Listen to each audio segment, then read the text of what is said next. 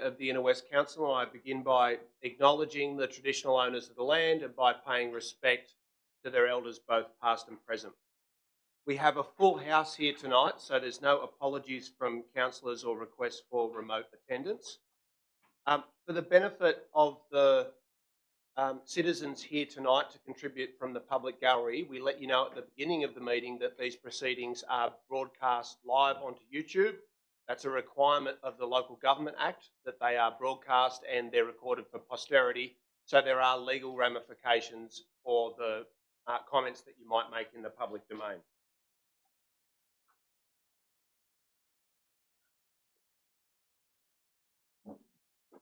Now going to read to you the Statement of Ethical Obligations, which I'm only going to say this once, but I believe this contains the longest sentence in the history of the English language, the first paragraph. The Mayor and Councillors are bound by the oath or affirmation of office made at the start of the council term to undertake their civic duties in the best interests of the people of the Inner West Council and to faithfully and impartially carry out the functions, powers, authorities and discretions vested in them under the Local Government Act or any other act to the best of their skill and judgment. It is also a requirement that the Mayor and Councillors disclose conflicts of interest in relation to items listed for consideration on the agenda or which are considered at this meeting in accordance with the Council's Code of Conduct and Code of Meeting Practice. Councillors, are there any disclosures for tonight's meeting? Councillor Atkins.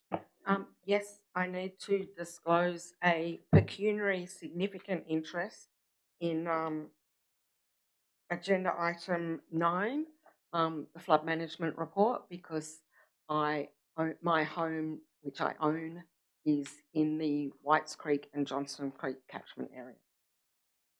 Thank you for that. Have you provided that declaration to the I have, and I will leave the chamber. Thank you for that.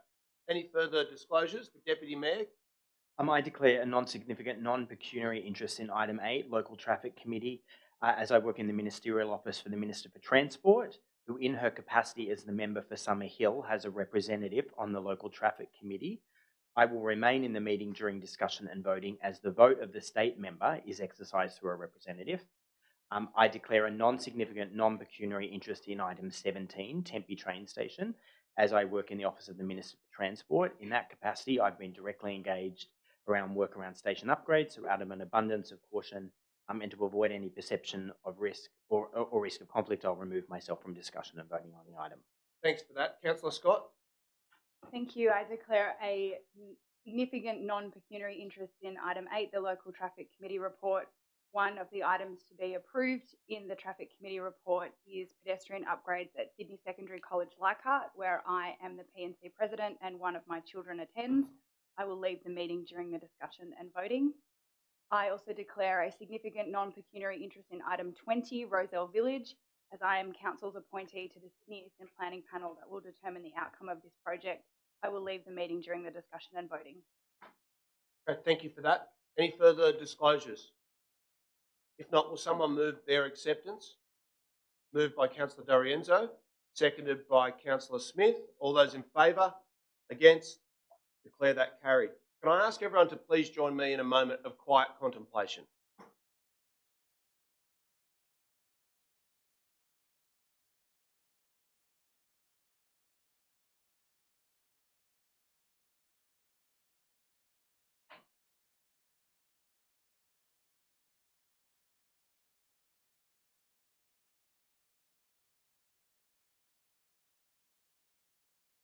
Thank you.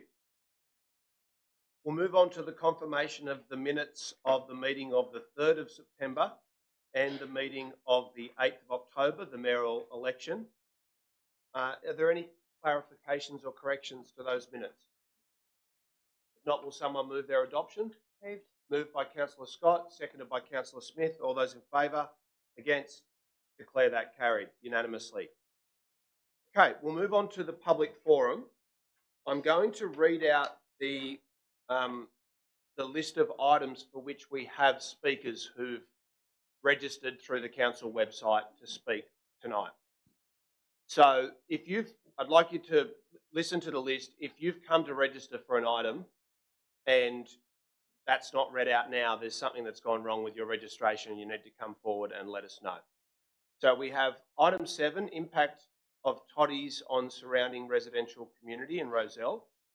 Item 8, local traffic committee, the meeting of the 16th of September. Item 18, post-exhibition planning principles for the Inner West.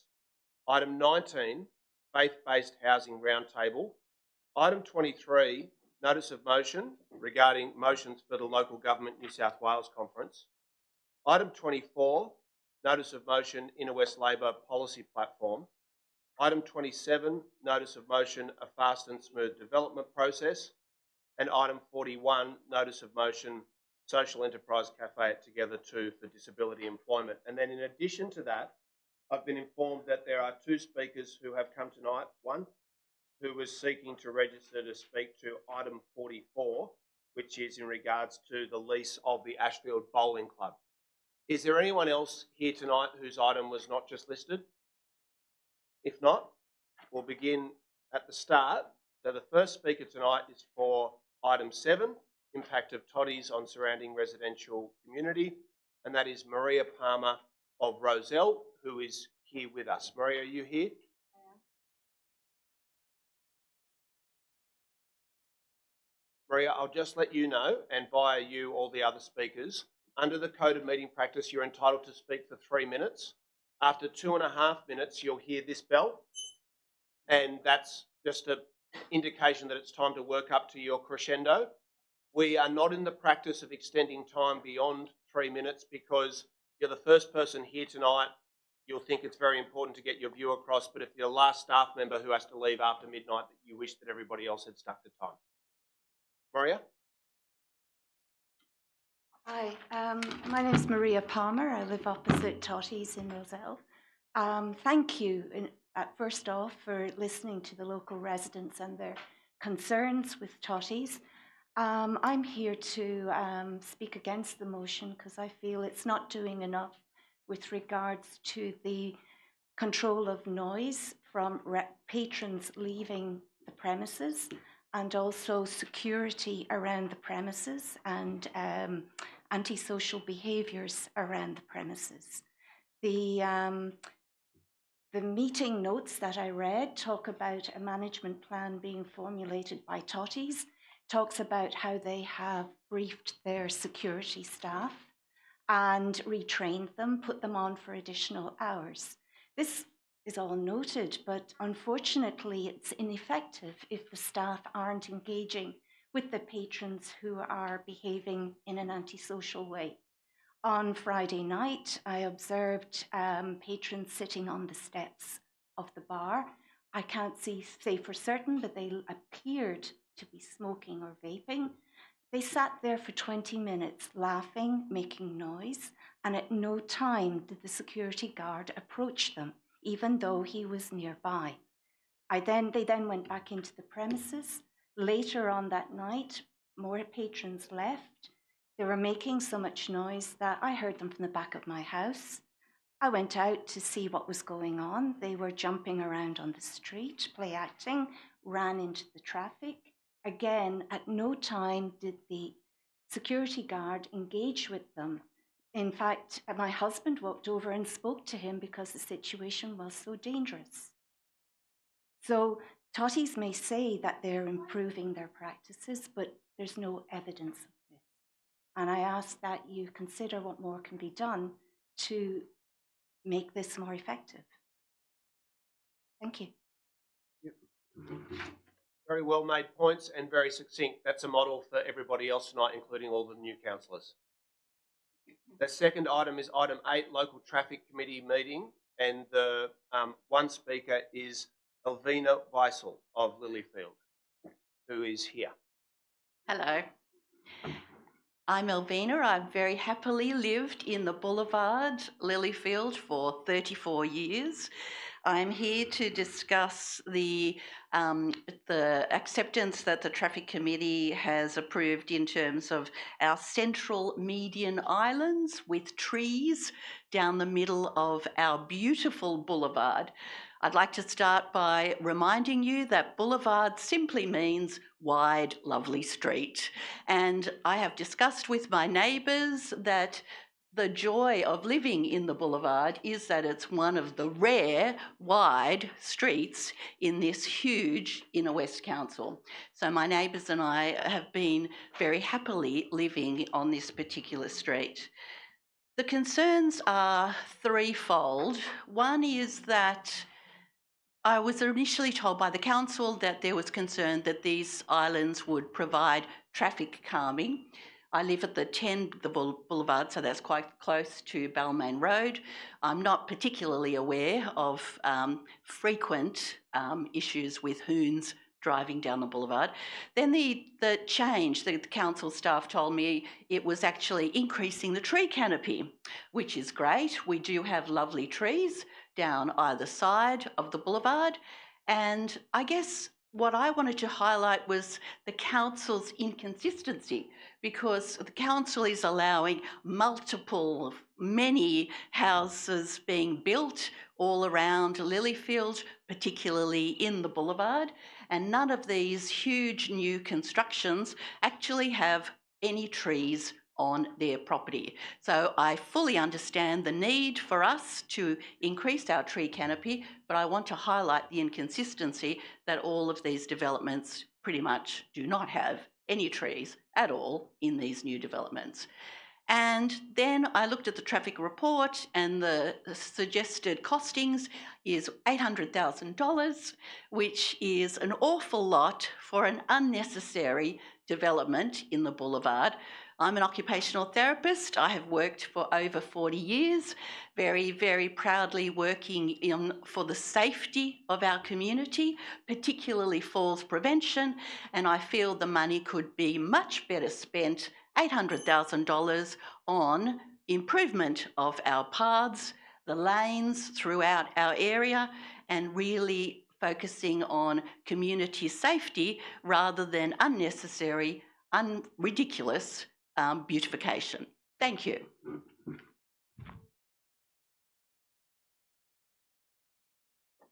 Thank you.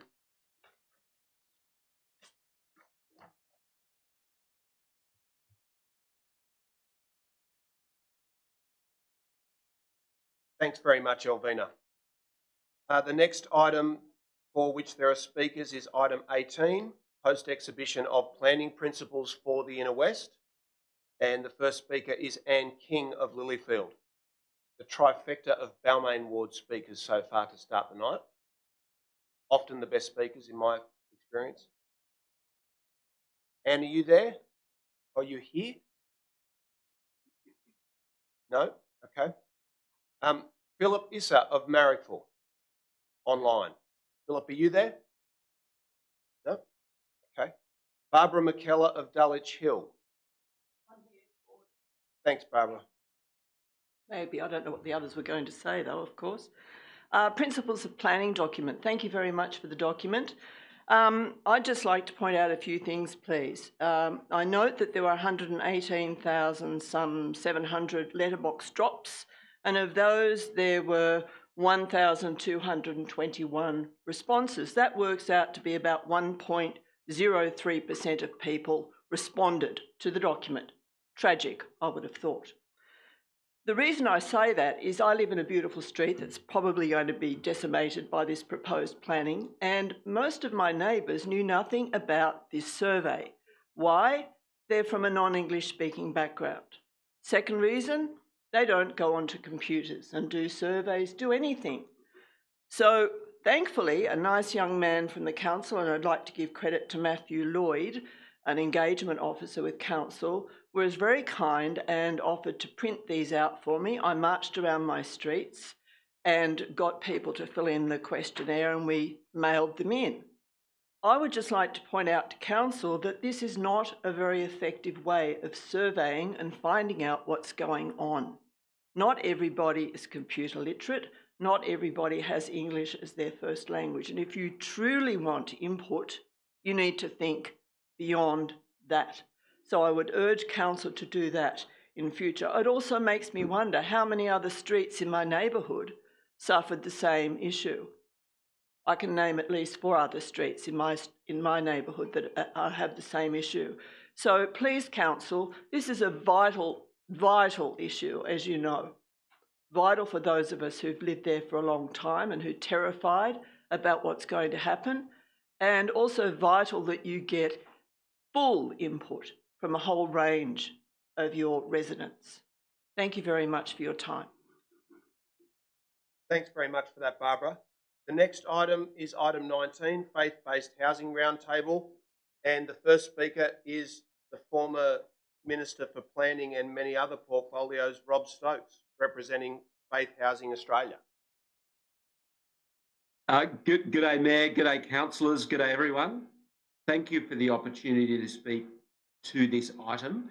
I commend it to Council for your noting, and I note the wonderful work of Council staff, including Simone Plummer, who worked so assiduously with representatives of local churches and other faith groups to both identify land holdings that are places of worship or other faith-held lands, and ways in which this land could be more effectively repurposed to meet the missional need of faith-based organisations to serve people who find themselves in situations of vulnerability. Not that the people are vulnerable, but rather the situations they find themselves in, and remembering that any of us could find ourselves in these situations.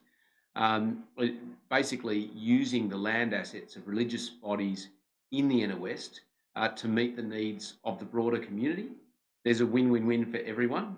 A win for other parts of the community is that these areas often, which are no longer effectively used as places of worship because the demographics of churches mean that our congregations meet elsewhere, but a win for social and affordable housing in well-located areas.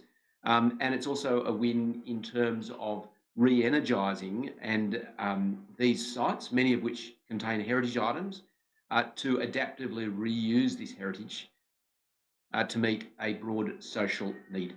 So we really commend the work of Council. I wanted to also acknowledge the work of the Mayor and Deputy Mayor who have worked so hard across party lines, I hasten to add, and I'm not involved in that anymore, but just to say that this is an area that hopefully all councillors can come together to work with churches to identify ways to use faith-owned land to meet broader social objectives and the missional objectives of churches and other religious groups. Ultimately, the greatest commandment is to love our neighbour, and what a better way to do that than to use our land to meet the needs of people who require access to social and affordable housing.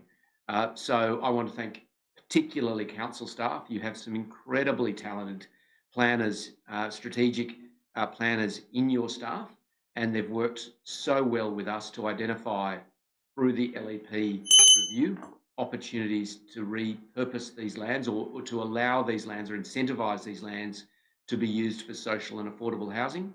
And I wanted to commend the minute to you and thank particularly Mayor Darcy Byrne for his advocacy and for seeing practical ways that we can actually address what is the real housing crisis. To editorialise for a moment, the housing crisis is not so much a market crisis for more two-bedroom units. In fact, the price of two-bedroom market-based units has fallen over the past few years. But where there is a real housing crisis is in access to social and affordable housing for key workers, but also for people who are unable to work for a whole variety of reasons. And these people are a really important element of all our communities, also in the inner west. And so I've taken my 3 minutes and I commend this minute to you. Thanks for the opportunity to speak. Thanks very much, Rob. And he did go a little bit over time, but I wasn't going to cut him off when he was saying all of that. And just on a completely unrelated note, I just do want to thank you, Rob, on behalf of the Inner West community for the advocacy that you undertook to save White Bay Power Station. It's on the way to becoming one of the best arts and cultural venues in Australia, and you're personally invited to the next rave there. Thanks, mate. I'll see you there. I'll see if Dom Perrottet comes, but I think he wanted to see it knocked over, but so we won't invite him. Thank you very much. Okay, thank you. Our next speaker is Amanda Bailey, also from Faith Housing Australia.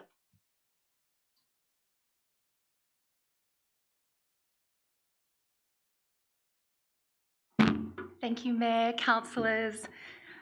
We believe in this initiative so much that you not only had Rob virtually, but me here in person. Faith Housing Australia's members, we have 67 of them, community housing providers, specialist homelessness services, professional organisations supporting the delivery of housing, and faith communities. We come from lots of different faith traditions, Muslim, Christian, Jewish. It's a great community where everybody who doesn't necessarily agree with everything agrees on housing. And we really appreciated the opportunity to actually sit down around the table with your fantastic strategic planning teams. It's probably one of the only opportunities that the people who are trying to support the development of housing actually get to sit across the table from your planners. And what we took away was that there's such a willingness within council to take a collaborative approach. And so we really want to commend both Simone and Daniel as they lead that team for their fantastic work. So what's the type of scale that these incentives could actually help to deliver? You're probably aware of Fresh Hope Communities project Nightingale Marrickville, which is on Illawarra Road.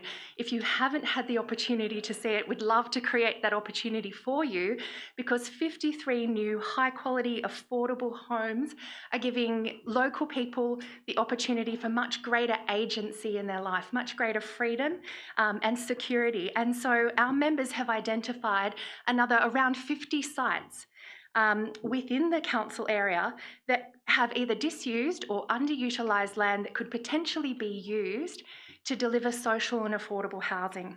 So that's 50 new opportunities like the one on Illawarra Road to give people who are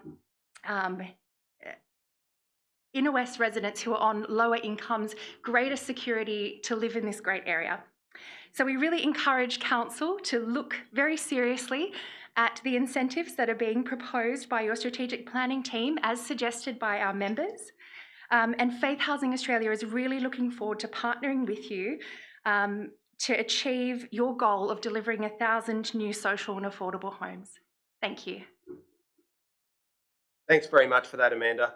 The next item is item 23, Motions for Local Government New South Wales Conference, and the first speaker is Anthony Restifo of Ashfield, who is in person. Excuse me, Mayor Byrne, is it possible, I'm just late for the last item, is it possible for me to do this? Not before, but we'll come back to you. Thank you so much. That's okay.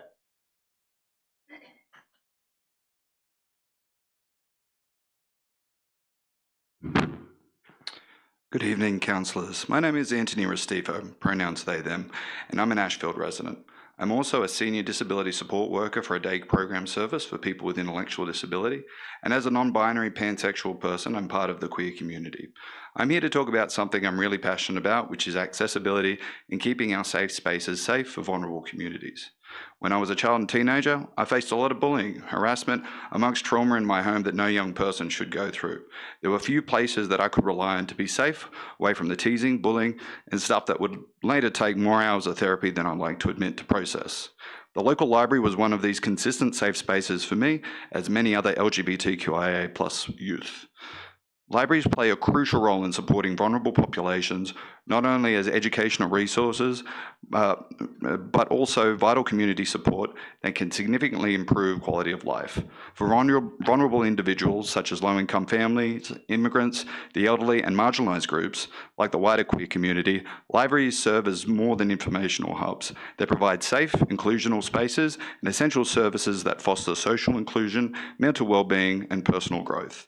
Below are some key benefits libraries offer to vulnerable communities as supported by recent Australian studies. Libraries are essential places for access to information. As foundational public institutions, libraries help bridge the digital divide. Vulnerable populations often lack access to digital tools like computers and the internet. Libraries provide these free access to these resources, enabling people to apply for jobs, access to government services and stay informed. In addition, libraries often partner with educational institutions to provide low SES students by offering them study spaces and technology. Access to technology. In this, libraries offer opportunities to develop and sustain lifelong learning. These varied programs and services improve social and economic outcomes and enhance overall community well-being. The mental health and general wellbeing libraries foster can't be understated. A 2023 study by Australia Reads found that libraries significantly enhance health and wellbeing by promoting safe, comfortable environments. Results indicated libraries positively impact mental health. Engagement with public libraries improves general health and wellbeing. Libraries also foster a sense of community, with almost half of users feeling more connected to the wider community through their use of library services, which cannot be understated as massive in terms of public betterment from a public service. Libraries also address social isolation and combat loneliness, a key issue that many are feeling in the hectic pace of our separated nature of our modern world. The aforementioned internet access library programs, internet access and library programs are crucial for fostering social connections. Libraries are vital in maintaining social ties for vulnerable populations. Many in the queer community experience some form of homelessness from discrimination, with young people particularly vulnerable in homelessness populations. In these struggles, libraries serve as safe spaces offering technology and social service. Please vote to keep these spaces safe. Thank you. Thank you, Anthony. That was wonderful. Really appreciate that. Our next speaker on this item is Jean Casey.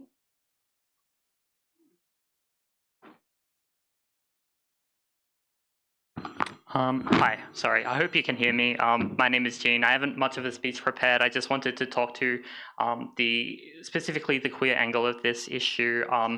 If you're out of the loop, this focus on libraries and the arts comes in the context of a continuing campaign that the far right has pushed through council, well, previously through intimidation of local councils and now within councils to push queer people out of public life and council facilities and back into the closet. This is a point that is quite severe. We've seen it pass. We've seen bans on drag story time passed in Hillshire Council, and then that was advanced by Jeremy Cox, and then it was later pushed and successfully banned in Cumberland Council by Councillor Steve Christo. It is certainly true that the far right has used this as a wedging point because they do not see that people respect art, drag as an art form, and now that they have made this advance, they have moved on to the banning of books, as we saw in Cumberland Council, which is fortunately not a method of censorship that has carried successfully in Inner West. We should all be glad of that.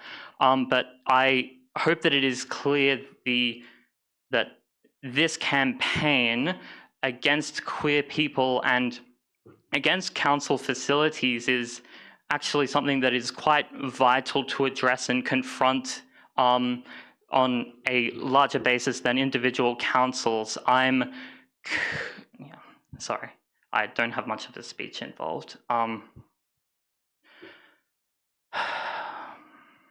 Yeah, I would also just like to say that it is certainly true that the victories that have been experienced by bigoted groups that have supported Steve Christo and other councillors shamefully, they most directly impact queer people, trans people, but they also undermine the value of local councils in providing important resources to the community. That's not just information in the forms of books, it's also in supporting local artists, and that is specifically queer artists, but it is artists that they are, it is queer workers that are being pushed out of public life and kept out of these spaces. I would also just like to acknowledge that this is not a campaign that this far-right campaign needs to be addressed and taken quite seriously. I think that it's important to recognize that this is something that is big, that this is a campaign strategy that began this year in local council as far as I can see. However, in the last year previously, we've seen similar campaigns as tempted by far-right groups, in fact neo-Nazi groups across New South Wales and other states in intimidating local councils to shut down story time events similar to what is happening now, in which local councillors have moved to ban such things through the council. I don't have much more to say. I don't have a speech, but I hope that I've made clear that it's quite valuable to ensure that these censorship measures are not pushed any further. Thank you. Thank you, Jean. And you'll be happy to know that our council has made a number of statements in support of increasing access and not creating barriers to all people accessing our public libraries. So thank you for your contribution. Can I just confirm that the resident who came in a little late is Anne King? And you're speaking on item 18, the planning principles of the Inner West? Okay, would you like to speak now? Yes, thank you. Apologies for being late. I didn't think item 18 would be in the first 15 minutes.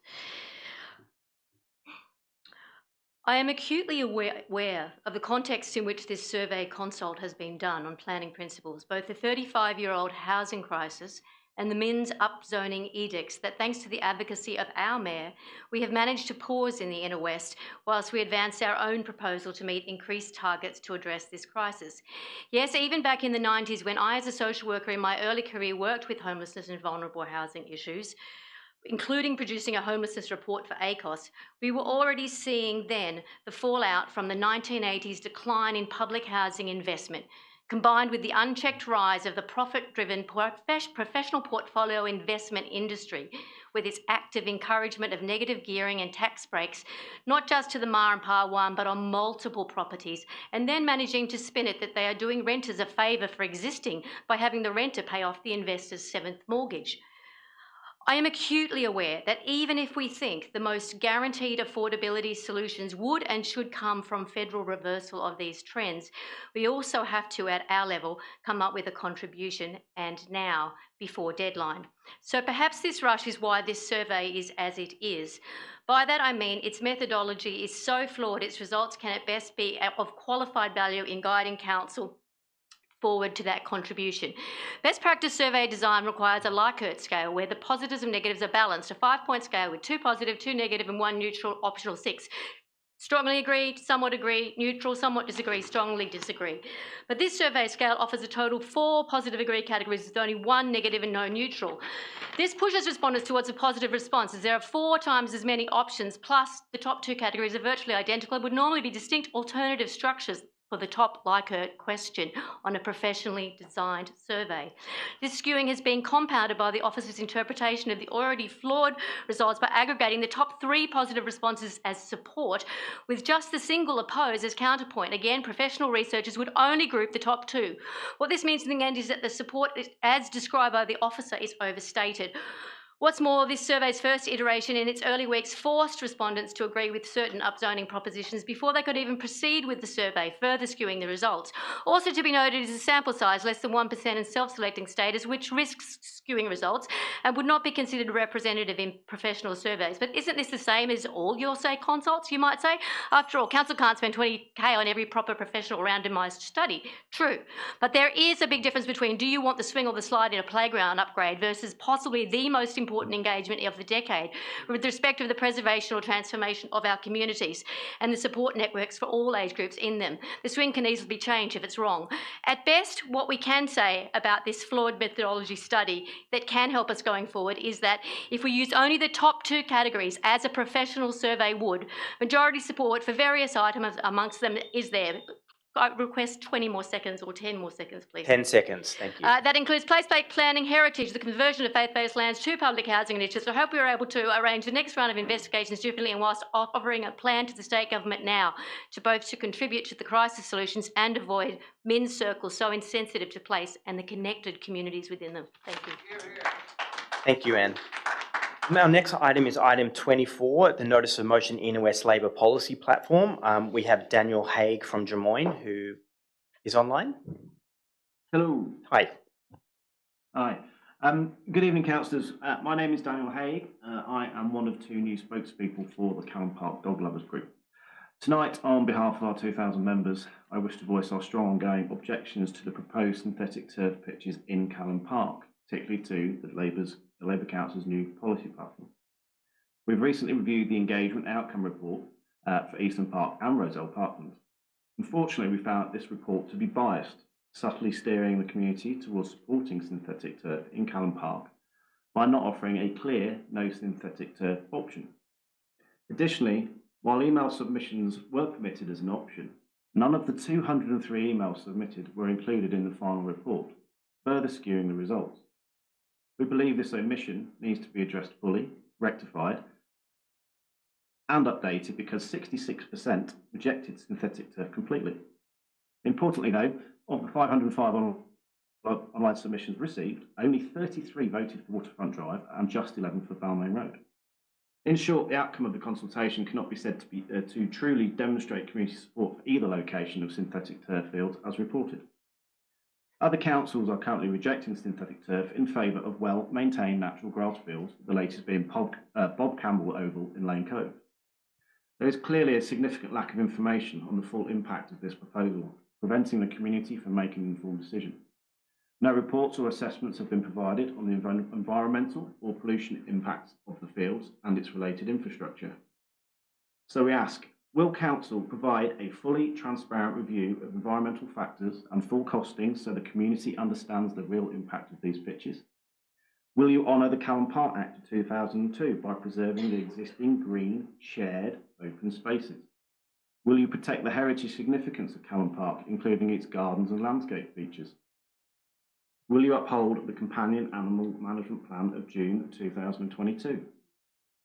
In closing, I wish to remind you of Council's own words whilst we await a decision from the GSP, the current landowner, and their future plan of management. Callan Park is the third largest open green space in inner Sydney, following Centennial Park and the Royal Botanic Gardens. It is listed on the State Heritage Register for its exceptional landscape and its rich cultural heritage, including its waterfront spaces, gardens, natural bushland, wildlife habitats, some of the last remaining in Sydney's inner west. Council's own Parks Planning Ecology Manager has acknowledged that the current plan of management for Callan Park does not adequately reflect the site's biodiversity. The Inner West Council's draft biodiversity strategy aims to create an ecologically sustainable Inner West and states the commitment to lead by example. The strategy emphasises the need to conserve and improve existing habitats whilst reducing the ecological impact of new development. Thank you for your time. Thank you, Mr. Haig. Our next speaker on this item is Hall Greenland from Leichhardt.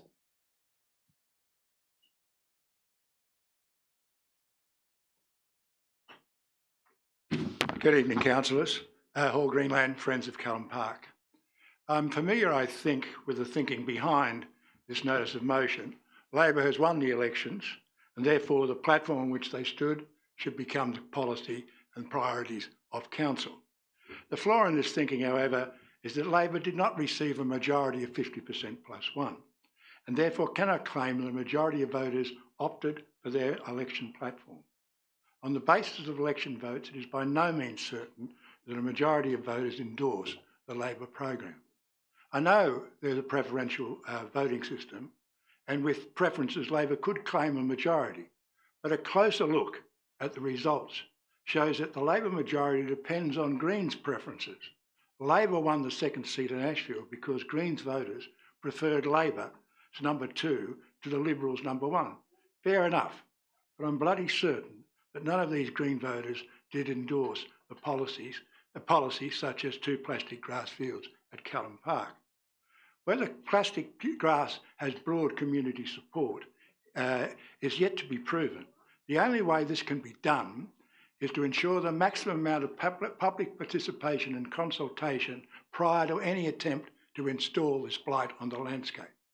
Where the plastic grass, there are at least 3 unanswerable objections to the installation of plastic grass. First, it is pollution. These fields give off hundreds of kilograms of microplastics every year. 2, it runs counter to climate change. Grass is a carbon sink. These things are heat sinks. And besides, they're a byproduct of the fossil fuel industry, which is the principal driver of disastrous climate change. And 3, speaking specifically about Callan Park, It is a unique, special heritage site we've inherited from the 19th century. As I've said before, 21st century blights on the landscape have no place in such a landscape as Callum Park. It's not a greenfield site. Sure, we will have to try to increase the capacity of our playing fields, but that requires major investment in the design and maintenance of natural turf, not a betrayal of this community's commitment to reduce pollution, fight climate change and protect our heritage. I know there are citizens whose view is to sweep these considerations aside in favour of more playing time, but it is yet to be shown that they are the majority. As for the survey on the Rozelle interchange fields has already been pointed out, the plastic grass question on that survey was a bodgy one, and besides, email responses were not tallied.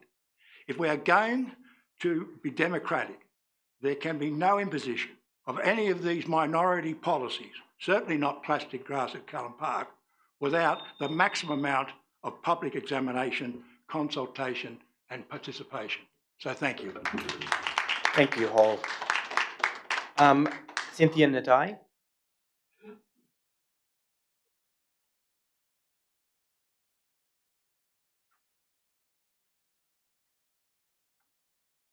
Good evening, everybody. I'm commenting specifically on the policy under the Capital Works that calls for delivering much-needed upgrades to all-weather sports fields at Callan Park and under the same heading, all-weather surface in Centenary Park. Now that the election is over, can Council, particularly the Labour councillors, stop and consider the environmental, health and social costs of installing and using synthetic turf or plastic grass? Let's focus on the science. I'm going to quote from the article from The Guardian, which was in March of this year. Athletes who play on artificial turf are likely to be coated with higher levels of toxic PFAS forever chemicals than before playing on the field. New research suggests raising more questions about the controversial material's safety. All artificial turf is made with what public health advocates say is dangerous levels of PFAS. When the highly mobile chemicals break off from the plastic grass blades, they can be absorbed through the skin, inhaled, ingested, or get in open wounds. I repeat, all artificial turf is made up with what public health advocates say is dangerous levels of PFAS. It's not only the infill, but it's the blades. The blades are plastic blades. Artificial turf is made with several layers, including plastic grass blades, plastic backing that holds the blades in place, and infill that weighs down the turf to help this blade stand upright. Industry has said the grass blades and backing cannot be made without PFAS. PFAS are a class of about 15,000 chemicals often used to make products resist water, stain, and heat. The compounds are linked to cancer, liver problems, thyroid issues, birth defects, kidney disease, decreased immunity, and other serious health problems. Please take this into consideration. Councillors, you have a duty of care to the residents and the environment. Every day we're reading more and more about the potential hazards of PFAS. Even this week, there are numerous articles and opinion in the Sydney Morning Herald which highlights the dangers of PFAS. Thank you.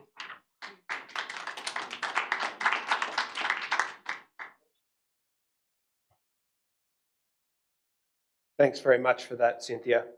The next speaker is Paul Power of Rozelle.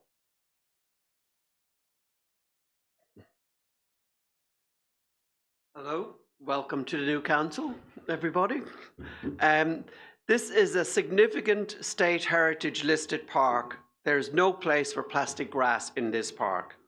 The toxicity is still a huge issue. The plastic grass contains PFAS, as mentioned before, which are at present being discussed in all media, including ABC, the Sydney Morning Herald. There is a dangerous level of PFAS in our drinking water, and you're proposing to install a plastic field beside our Sydney Harbour. Do you want to add more pollution to the harbour? The chemicals used to maintain the plastic are also toxic. The Mayor talks about the rollout of charging stations for EVs. I assume it's for climate change. Plastic grass is a petrochemical product. The proposed plastic field will create an exclusivity that will be fenced off, so no dog walking, no passive walking, no cricket, no picnics denying close foreshore access to enjoy the water views. It will be exclusive only to soccer, to the BDFC. It's been said that only 3% of Callan Park, now not when weekend soccer is on. Soccer patrons park everywhere and anywhere, including on the heritage grass landscapes, gouge holes in the turf, on the curbs, across the scenic waterfront, and also along the narrow roads at the northern end of Callan Park.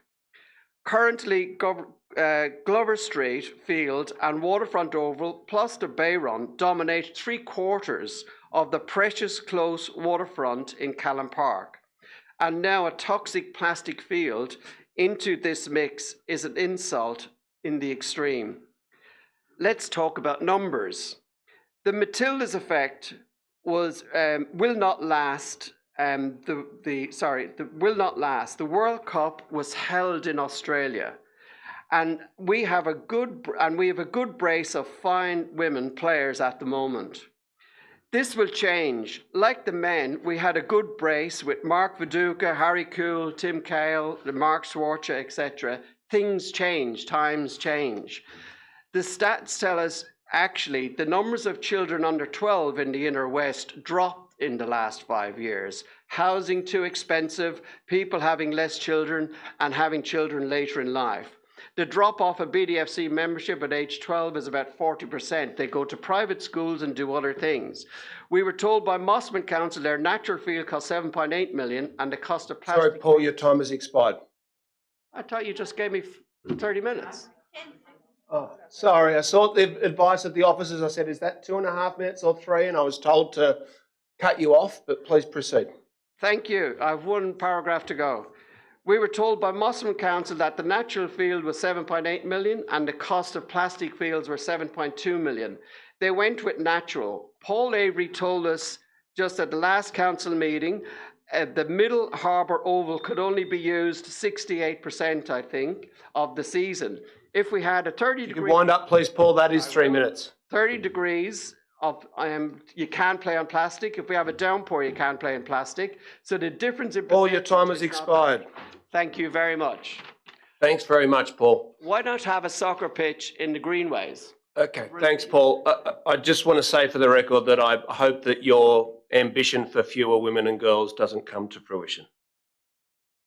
And don't talk the Matildas down either, I reckon. Okay, we'll move on to item 27, a fast and smooth development process. The first speaker is David Reynolds of Summerhill. G'day, thanks for the opportunity to address the new council and congratulations on the election. I'm a local resident ratepayer. My partner and I have bought an apartment in my local government area. There's only one part of this motion that I wanted to speak to, which was the point F. One of your staff members kindly circulated some documents to you earlier today in relation to this matter. So just by way of a bit of background, I'm a statutory planner. I've worked in development assessment for about 16 years. I started out my career at Leichhardt Council many years ago. So I've got a little bit of knowledge about these matters. So just firstly, one of the things I guess I'd point out to the council is that you've got limited options to amend your LEP and your DCP to address these matters. There's a state planning policy. You've got a couple of bits to look at there.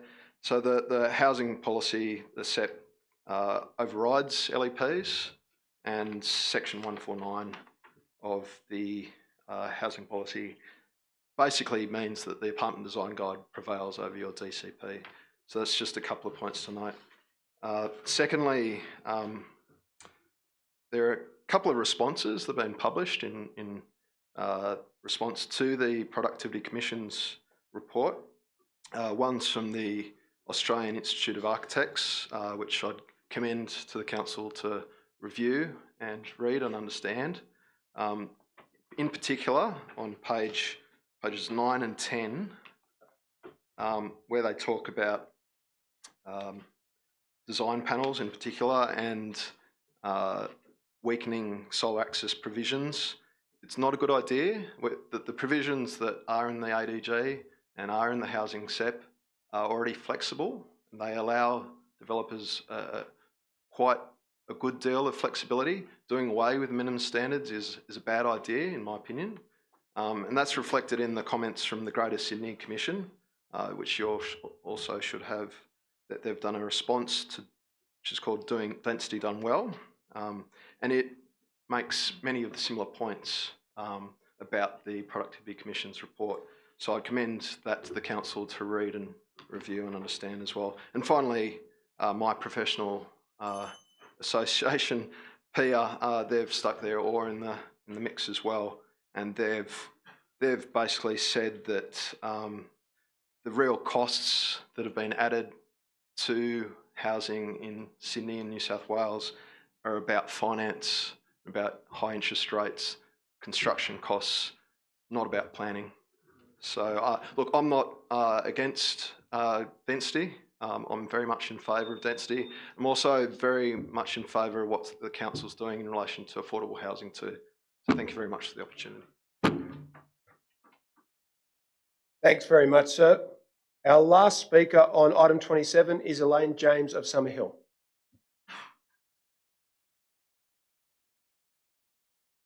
Hello to the new council. Thank you for the opportunity to speak.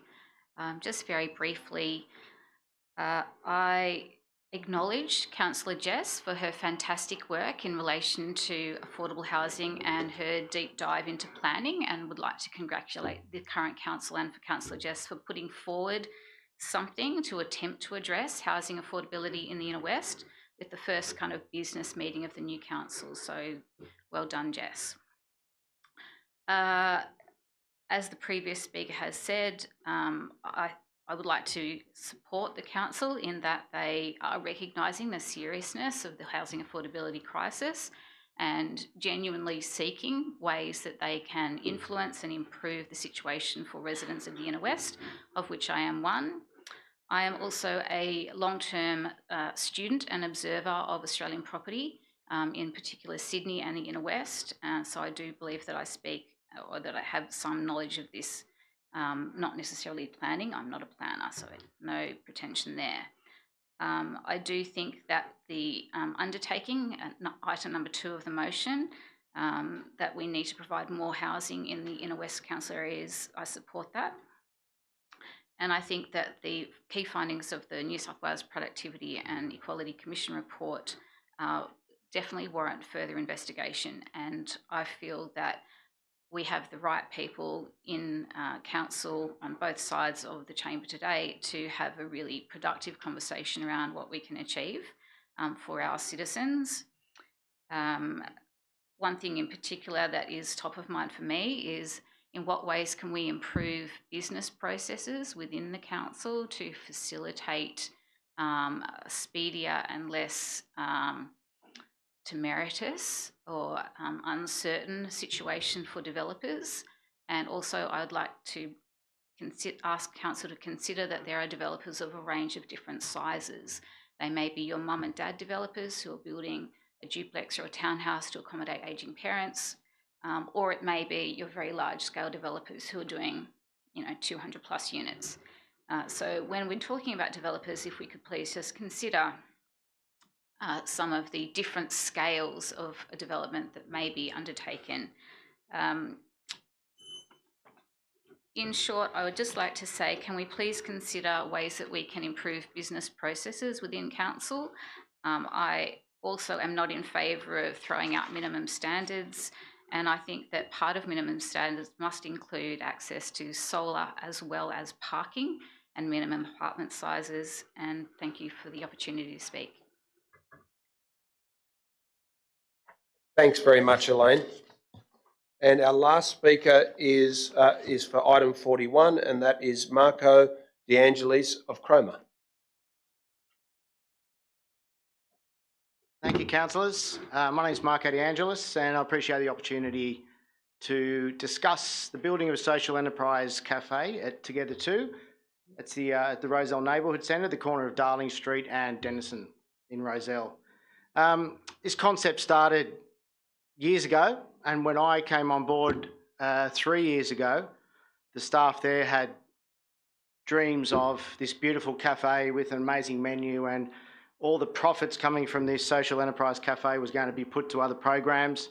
I could share that same dream with you, but 25 years of hospitality experience, 16 of those in a local area, won't let me do that because I know how hard it is.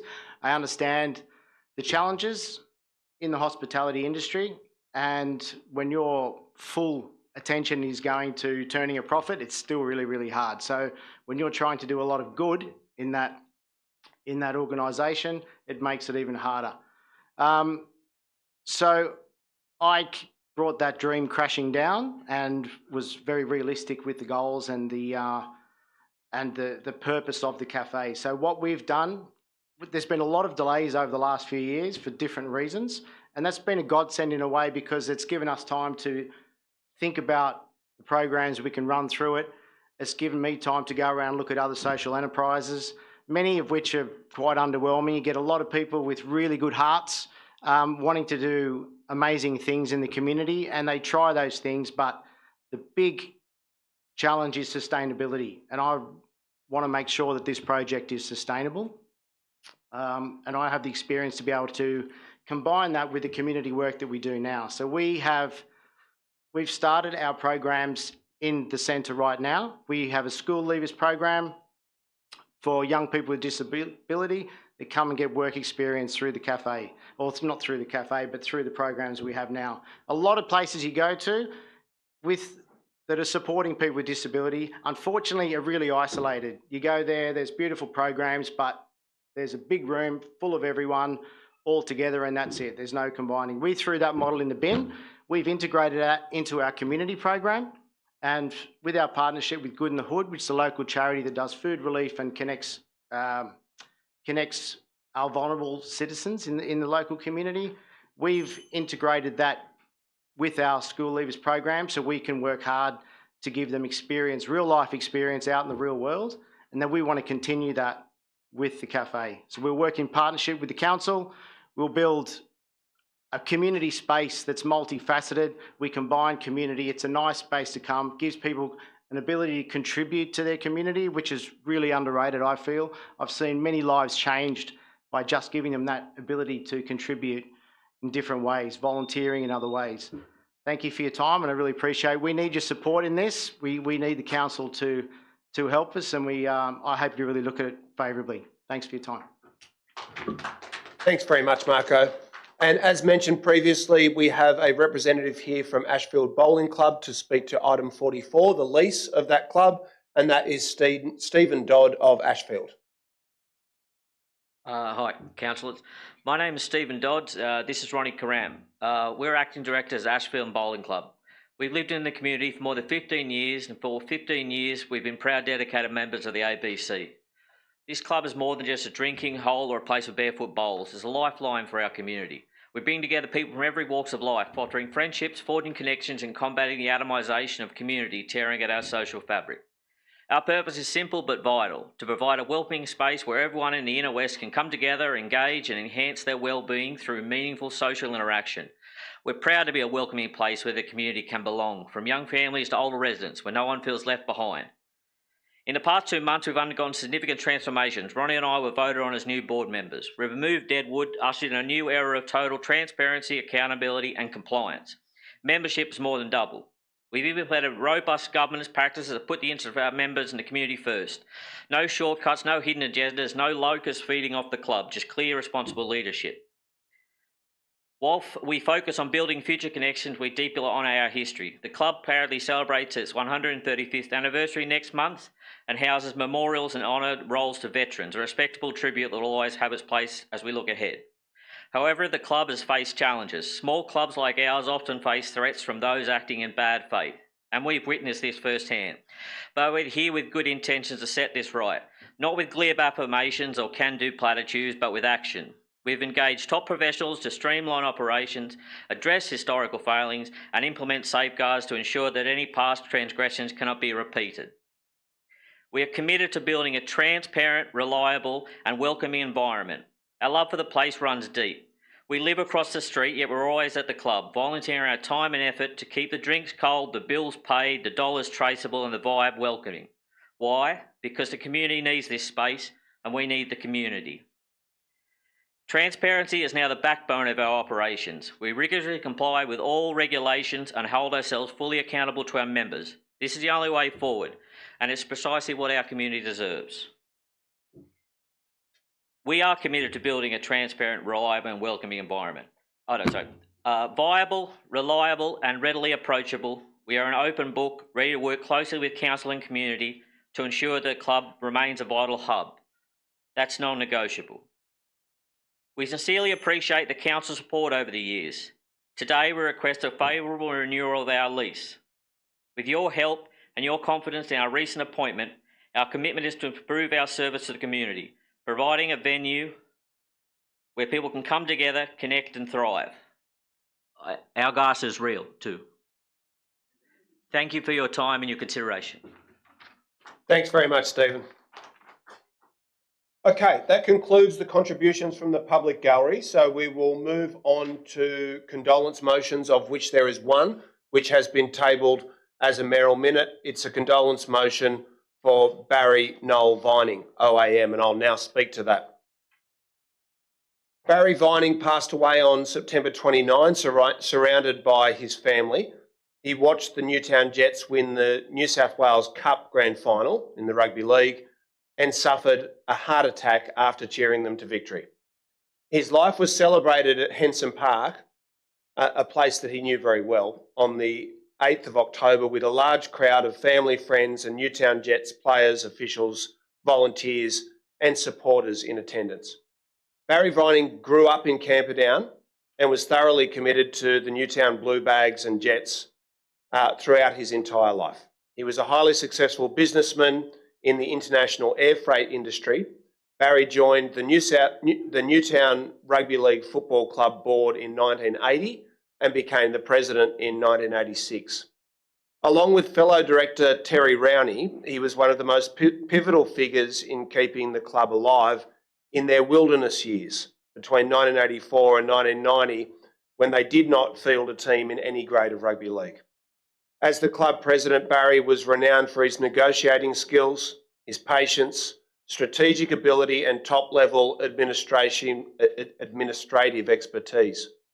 He was president in the club's years in the third tier New South Wales Rugby League Metropolitan Cup competition between 1991 and 1999. And along with Terry Rowney and the club's patron John Singleton, Barry helped negotiate Newtown's promotion into the first tier of the New South Wales Rugby League in 2000. Under Barry's term of leadership, the club ascended from the depths of rugby league oblivion into being a well-respected and viable member of the flagship competition of the New South Wales Rugby League, winning premiership titles in 2012, 2019 and 2024, as well as the national championship playoff against Queensland in 2019. I might add also that the Newtown Jets are, I think, about the third or fourth highest selling rugby league franchise for merchandise, despite the fact that they haven't been in the premier competition for 40 years. So he made the Newtown Jets cool again. The club continues to participate successfully in the second tier level of rugby league in Australia, and the Jets story is one of the great survival sagas of modern rugby league. Barry Vining's presidency from 1986 to 2018 and his administrative and organisational capabilities most assuredly share the same legendary status as the Newtown Jets Club. Aside from rugby league, Barry also served in the international air freight industry for 45 years. He was a director of the Australian Federation of International Freight Forwarders for 24 years from 1975 to 1999. In 1995, Barry was elected as Vice President of the International Federation of Freight Forwarders. And in 2001, Barry was awarded the Order of Australia for his services to the freight industry and to rugby league football. Without a doubt, he's one of the greatest figures in the Newtown Jets' 116-year history. The Inner West community extends sincere condolences to his wife, Vicky, his daughters, grandchildren and great-grandchildren. Rest in peace, Barry Noel Vining.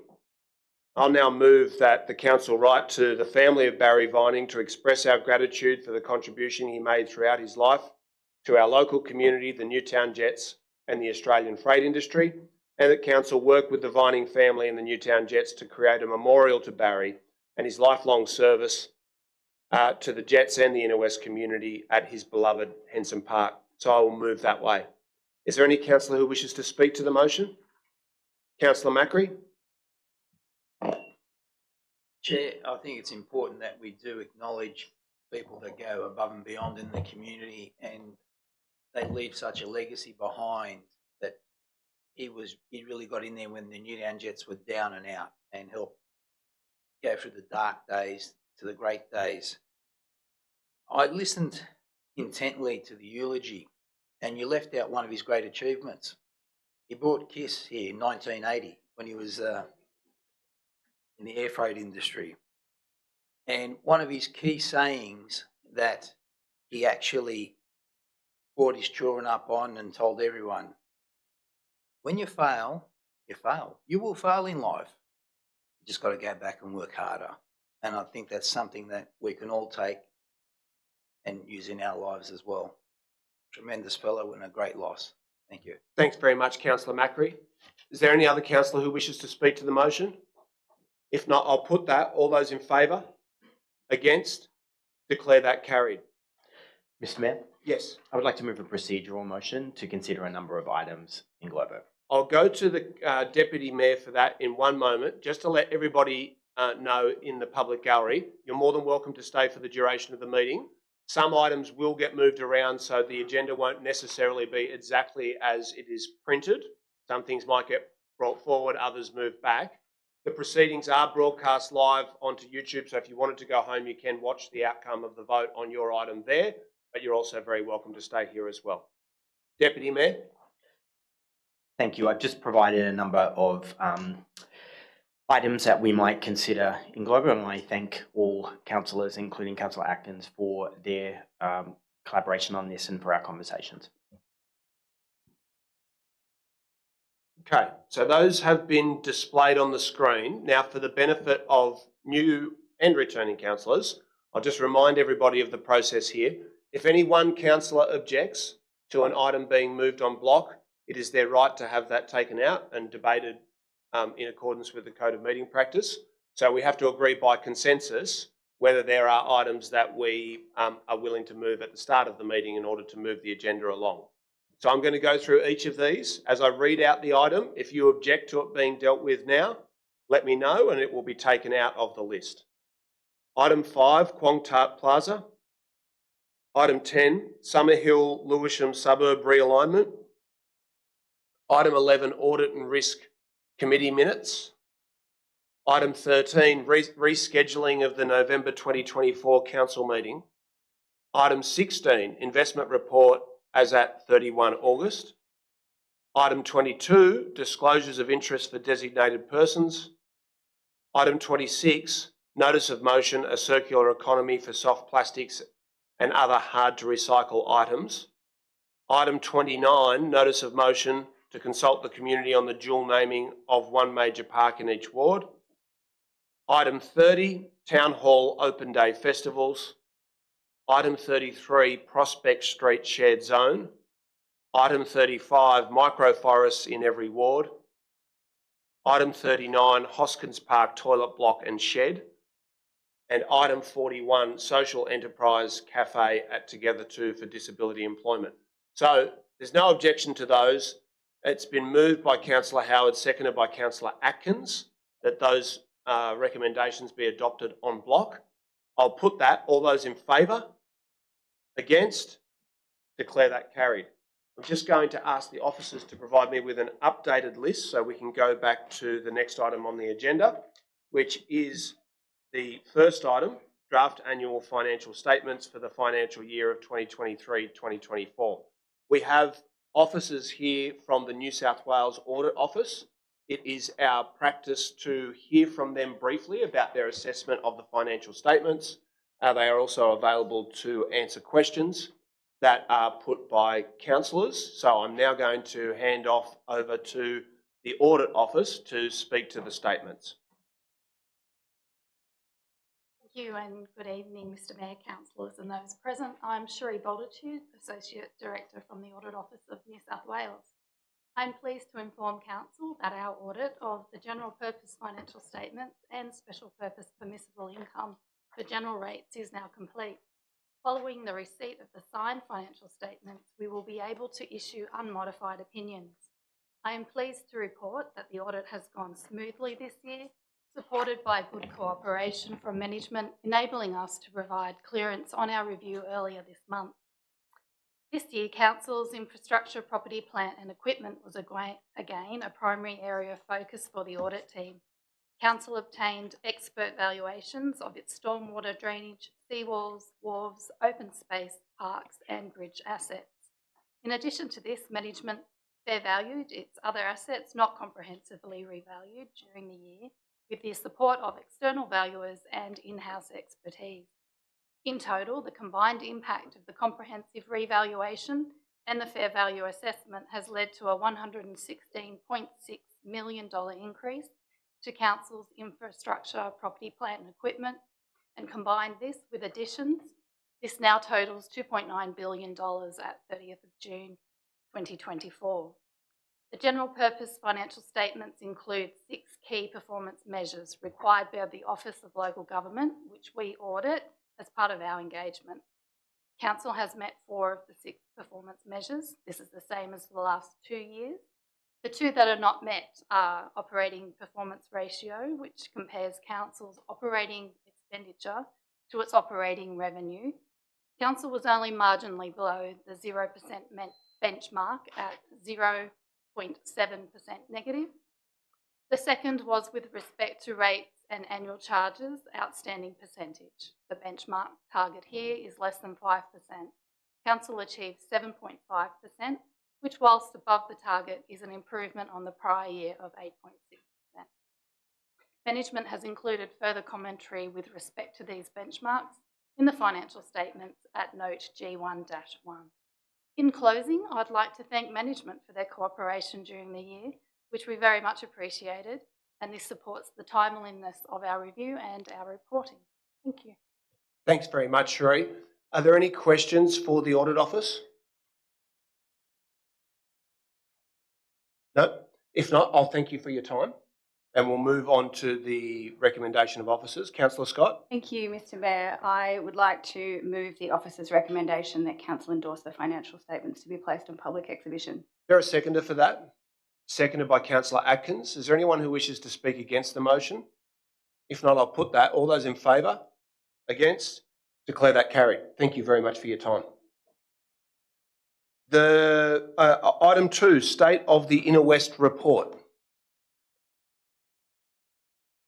Is there anyone who wishes to move the motion? I will move the motion. Moved by Councillor Scott. Is there a seconder for that? Seconded by Councillor Barlow. I'm very happy to speak to the motion. No, not that. Or is there someone who wanted to raise an issue about the motion, or like why it wasn't moved on block? So someone must have wanted to discuss it.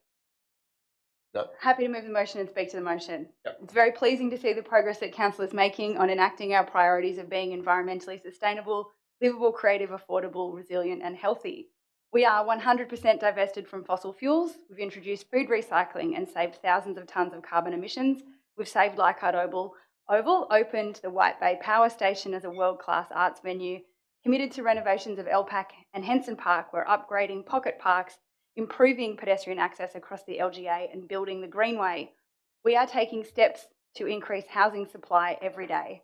And we can only do this with strong finances, a strong strategy, a strong direction and collaborative relationship with staff to get the work done. We should all be proud of what we've done, and I commend the report to Council. Thanks very much, Councillor Scott. Councillor Barlow, do you wish to speak to the motion? That's waived. Is there anyone who's against the motion? If not, I'll put that. All those in favour? Against? Declare that carried. Item 3, local democracy groups. Mr Mayor? Yes. I'd like Councillor to. D'Arienzo. Thank you. I'd like to move the motion in an amended format. Please do. Thank you. Do you have that? Thanks. I will work my way through this slowly. Thank you, firstly, to the staff for bringing this report and preparing us for the next term of local democracy groups. I fully support the proposal for the new local democracy groups for the 2024 to 2028 council term. These groups will strengthen community engagement and give residents a greater voice in shaping our policies. There are two proposed changes that I bring for your support. Firstly, the staff have suggested the consolidation of the Planning and Heritage Local Democracy Group with the Housing and Affordability Group, which I support. It's clear that planning and housing affordability are inextricably connected. The way that we plan our suburbs and infrastructure shapes both the availability and the cost of housing. Secondly, to reflect the diversity of our Inner West community, I propose we also incorporate the Renters Local Democracy Group into this group and rename it the Housing for All. This new group will have at least 4 renters and a representative with lived experience in boarding houses to ensure that those most impacted by housing challenges are heard from directly in our decision making. The new purpose statement rightly emphasises affordable, sustainable housing and renter protections as essential for maintaining a vibrant and inclusive community. We have nominations from Councillor Clay, Councillor Barlow and myself to sit on the selection panel for the recruitment of all the local democracy groups, and I'm confident that we'll assemble a cohort that reflects the depth of expertise, skills and lived experience from across the Inner West. Chair, I'd like to second that if I could. Thank you. And just to speak briefly to it, I really echo Councillor D'Arienzo's support for the amalgamation of HAC with the Planning and Heritage Group. I think the two issues are intrinsically linked, and I think that is eminently sensible. And I'm also really proud of our commitment to include renters and to ensure that renters have representation on this local democracy group as well, because again, the issues that they are facing in terms of housing affordability in particular is also inextricably linked to the issues that this democracy group will now consider. I think it's important to note that we have one of the highest proportions of renters of any LGA in the state, along with one of the highest proportions of people residing in boarding houses as well. So it's fantastic to see these two groups will have representation in this committee.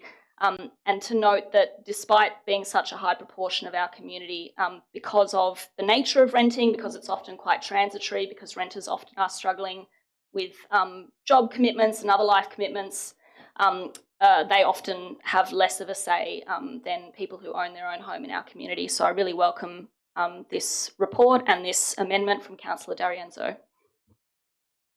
Thank you very much for that. Is there anyone who wishes to speak against the motion or to amend it? Yes, please. Councillor Atkins. I do not wish to speak against the whole of the motion. Could the minute takers please? I would like to move that council retains separate planning and heritage and housing and affordability groups. I do think that there are different issues, even though they're related, and that it would be better to keep groups that were focused on the two separate issues. As somebody has noted from the public gallery tonight, the issue around affordability is not necessarily issues about planning, it is broader. I would like to see those groups kept separate, acknowledging that the numbers are likely to be against me here. I'd also like the idea of grassroots democracy to be more recognised in these groups, in that, as well as formal membership, we allow any community member who wishes to attend any of our local democracy groups to do so, and to be able to have some input into that, and that local democracy groups can make recommendations directly to council meetings for consideration. I think it's really important to think of these groups as being about grassroots, and to think back to examples like the precinct committees in the former Leichhardt Council, which had a much broader opportunity for community members to attend and have input. Thank you.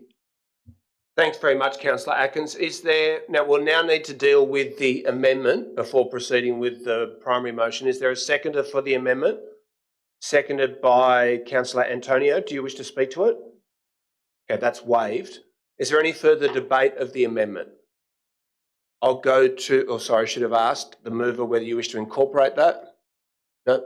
Do you wish to speak in reply? Just briefly to say that one of the key pieces of feedback that came from when we brought together the local democracy groups at roundtables at different points throughout the last term was that they wanted further opportunities for collaboration. And in fact, in speaking with people from planning and heritage and housing affordability, what they called for was a collapse of the two groups together. So staff, I understand, have actually taken this feedback on board, and that's why the proposal is for the group to be amalgamated. So I don't support number 1 for that reason.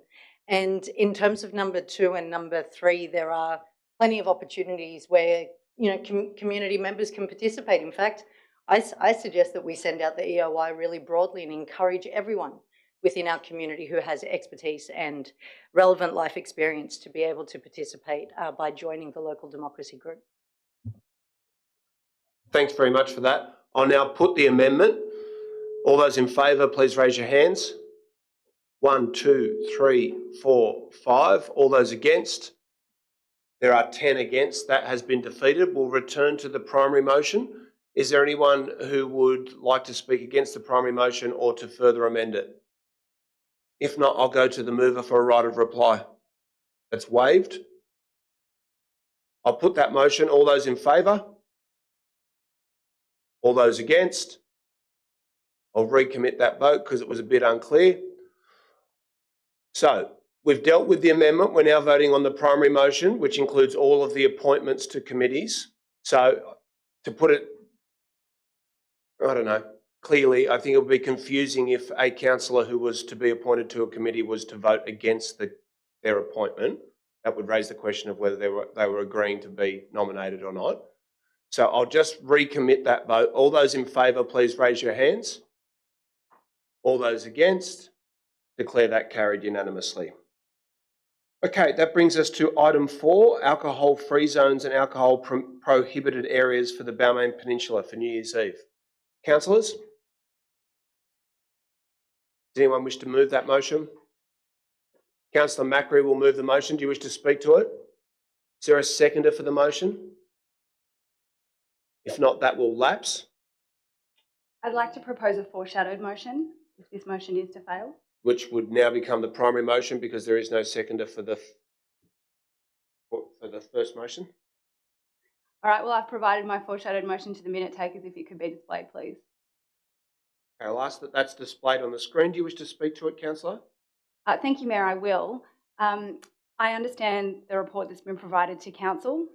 I understand the concerns around the availability of amenities and the fact that that might have led to some unsociable behaviour on New Year's Eve. I would suggest that the way we deal with a lack of public amenities is by proactively funding public amenities at times when we know the public will be in need of those amenities. I'd like to echo the sentiments of Councillor Drury, who spoke so passionately a year ago when this item was on the agenda. He drew on his experience as a social worker working with disadvantaged children and meaningfully and passionately spoke to us about the need to consider whether the empowerment of police is something that this council wants to do. In circumstances where there are other more pro-social ways to deal with issues that we see before us. And it is firmly my belief that the funding of public amenities to deal with public problems is the way to do that. And I commend this foreshadowed motion to the councillors. Okay, thank you for that. Is there a seconder for the motion? Yes. Seconded by Councillor Howard. Do you wish to speak to it? No. That's waived. Is there anyone who wishes to speak against the motion or to amend it? Councillor Macri? Chair, I'm just concerned that the fact that it was to approve public consultation. So effectively we're voting against consultation, asking the community what they want, if they support an alcohol-free zone or not. That's my only concern with voting against the motion. That's all.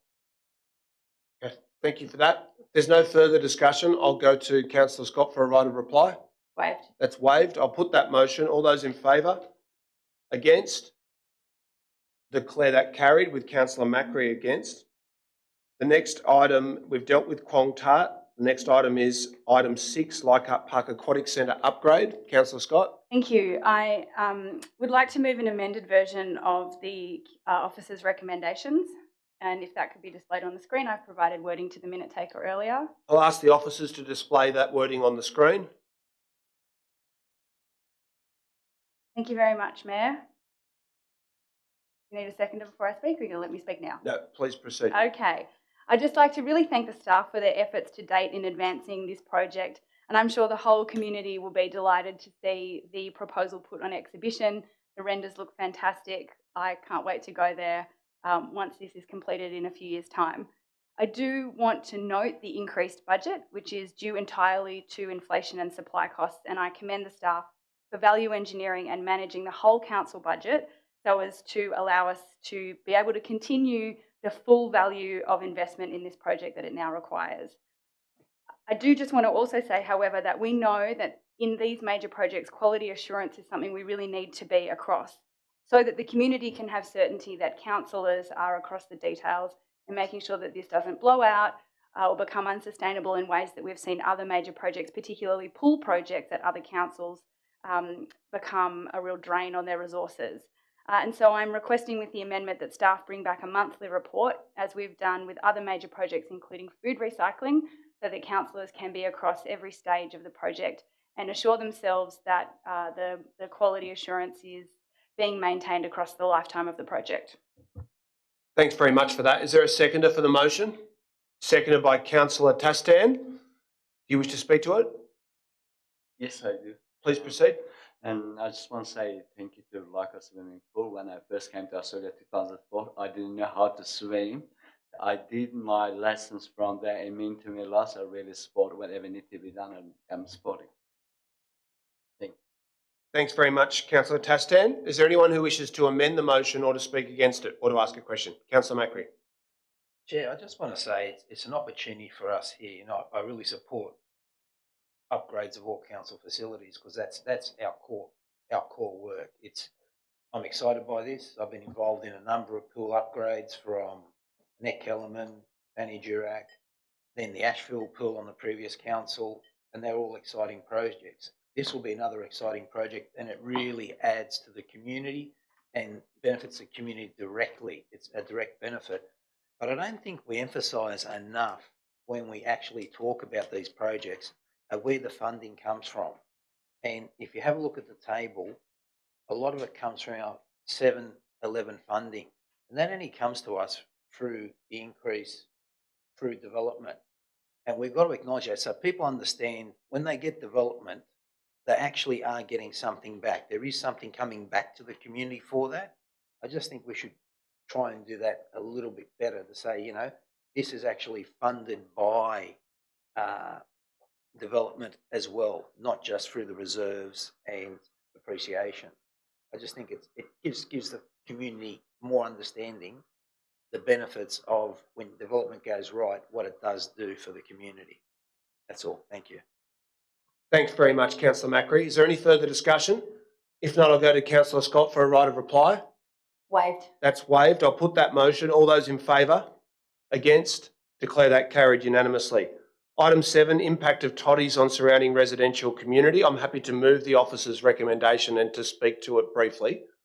I was going to say a couple of months ago, maybe 6 weeks ago, I held or chaired an on-site meeting in Rozelle nearby to Toddy's, which some of you might remember as the former Three Weeds, which is now a very popular high-end restaurant, which is run by Justin Hem's group, and which has been inundated with customers because it's very popular. And they're bringing in a lot of cars, and it's the traffic conditions around there are pretty complicated. And so council officers are seeking to work with local residents to address that. Some of it's insoluble. The restaurant's very popular. That's not entirely a bad thing. We can't stop that from being the case. But there were some examples that were raised at the on-site meeting, such as the fact that the venue was still advertising to customers when they booked to come that there was ample local parking, which is certainly not the truth. And so through the process of the meeting which representatives of the venue attended, there was a whole range of things that were identified that needed to be addressed, some of them by the venue, some of them by council, largely through greater or more proactive compliance work. And this report represents the outcome of that. Just to the resident who spoke earlier, I want to acknowledge her legitimate frustrations, and I'm very happy to continue to meet with individual residents who are being impacted, and we're going to need to work on this over the next few months to try to improve things in a range of ways. And I think that's what the officers have identified in the report. So I thank them very much for their work. So I'll move that way. Is there a seconder for that motion? Seconded by Councillor Ferguson. Do you wish to speak to it? That's waived.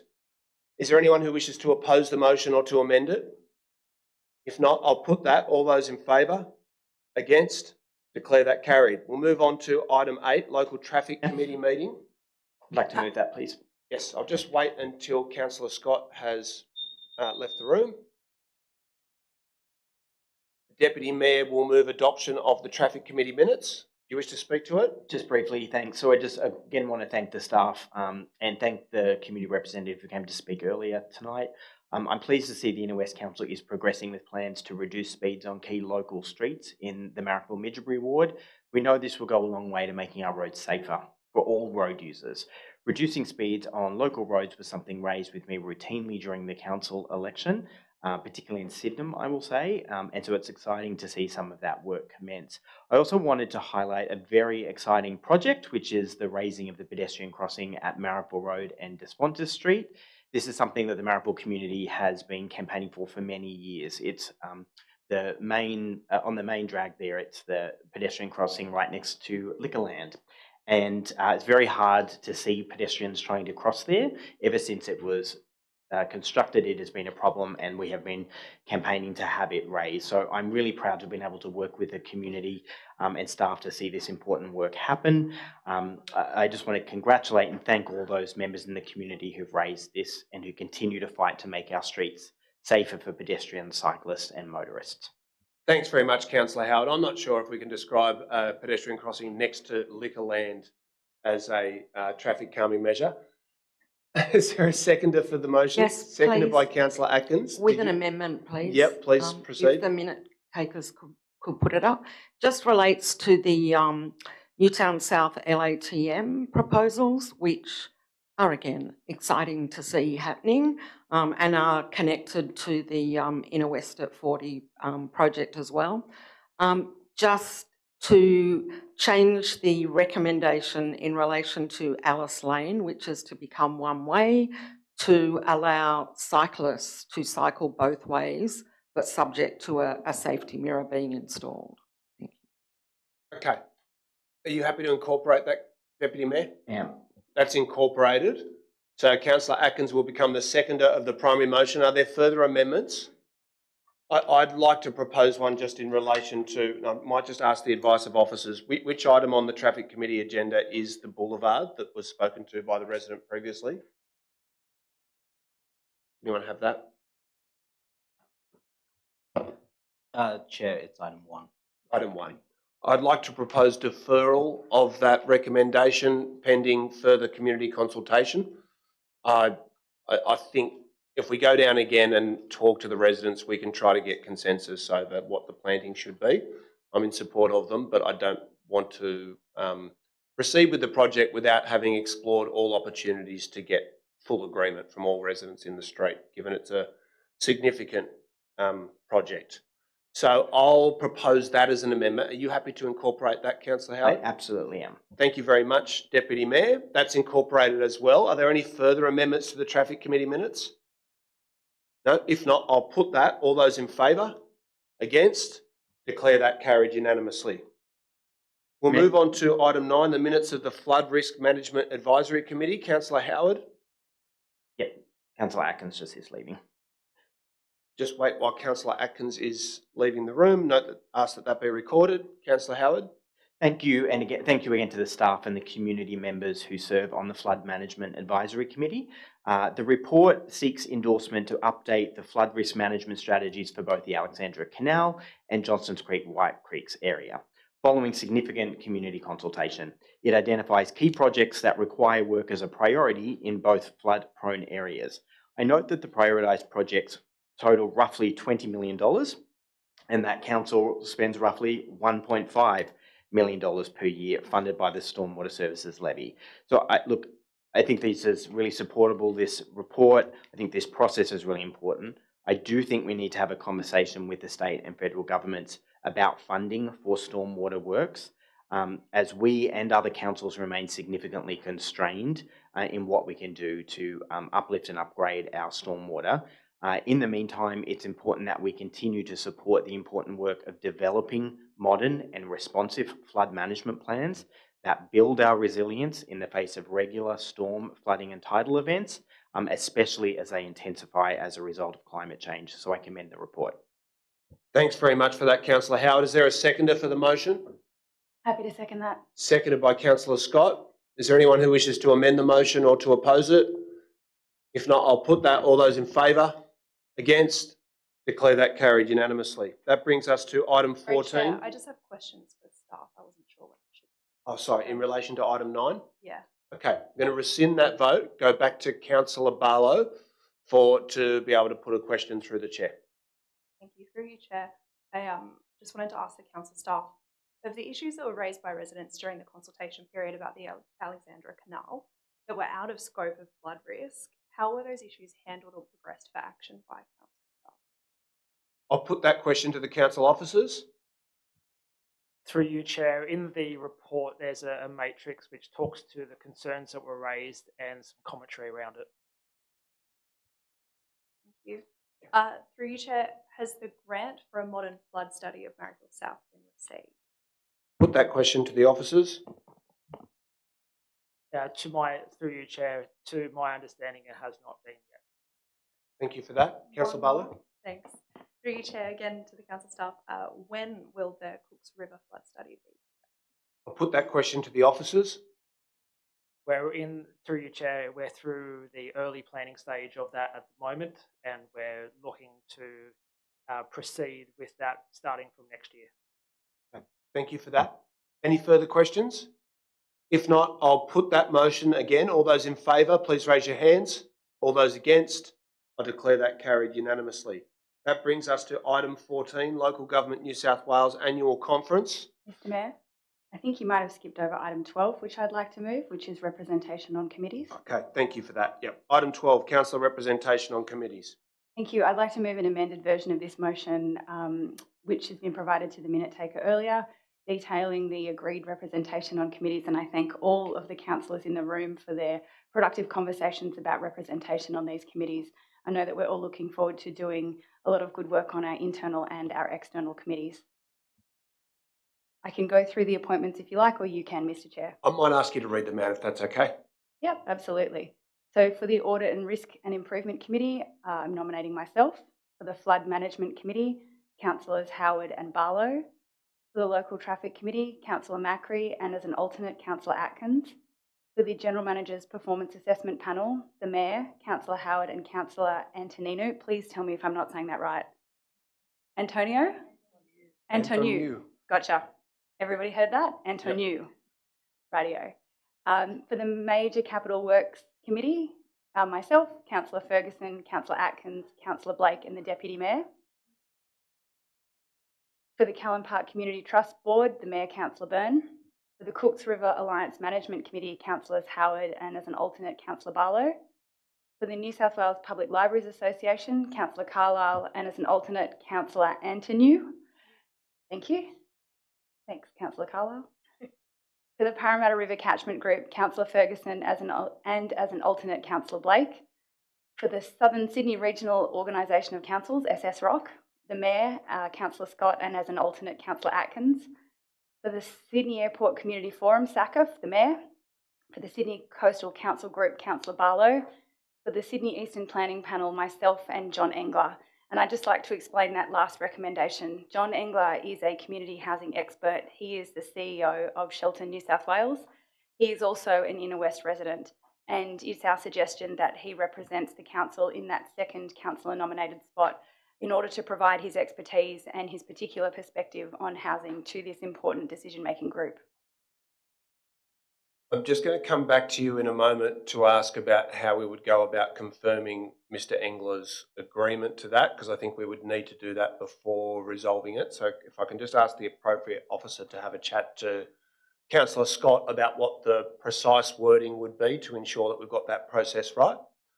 And I'll ask whether there is a seconder for the motion. Seconded by the Deputy Mayor. Do you wish to speak to it? No, thank you. Okay, that's waived. Is there anyone who wishes to speak to the motion or to amend it?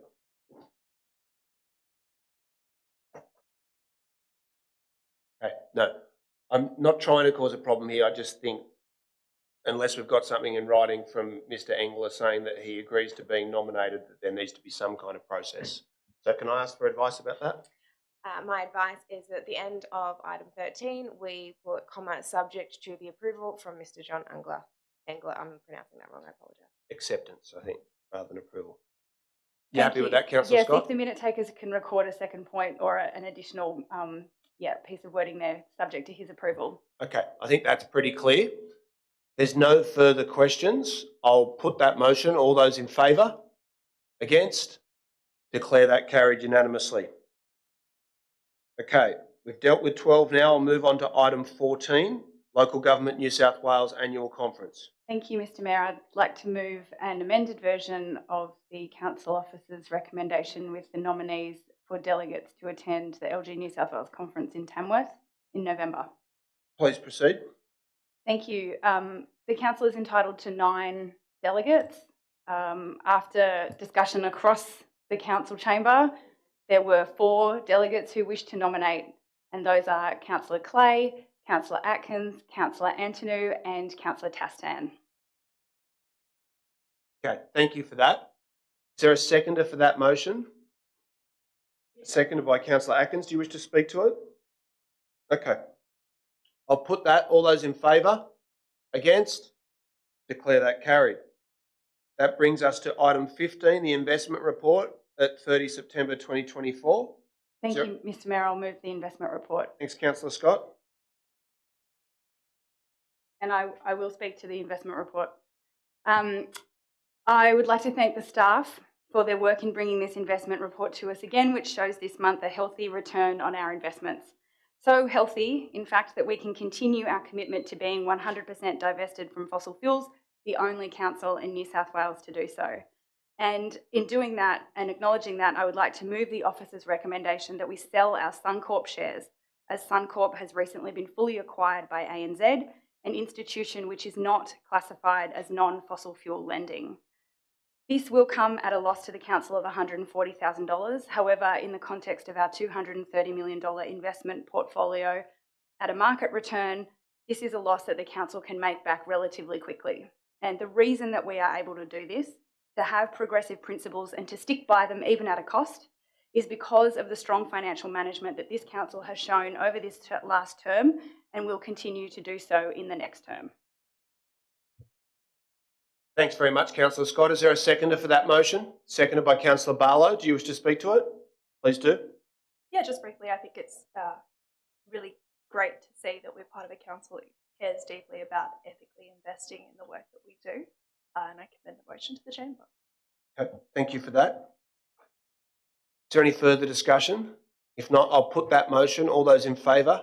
Against? Declare that carried. Brings us to item 16, which is the investment report for the previous month. Is there a mover for that? Mr. Mayor, that's been moved on block. Okay, thank you for that. Item 17, Tempe Train Station. Councillor, the Deputy Mayor is recusing himself from the chamber. He has left. I'll ask the minute takers to note that. Mr. Mayor. Yes. Hi. I would like to move the officer's recommendation. Thank you. Do you wish to speak to it? Briefly. We welcome this report and thank staff. It's good to see that Transport for New South Wales and the Inner West Council are working together to improve some of the issues around access, lighting and safety in the car park.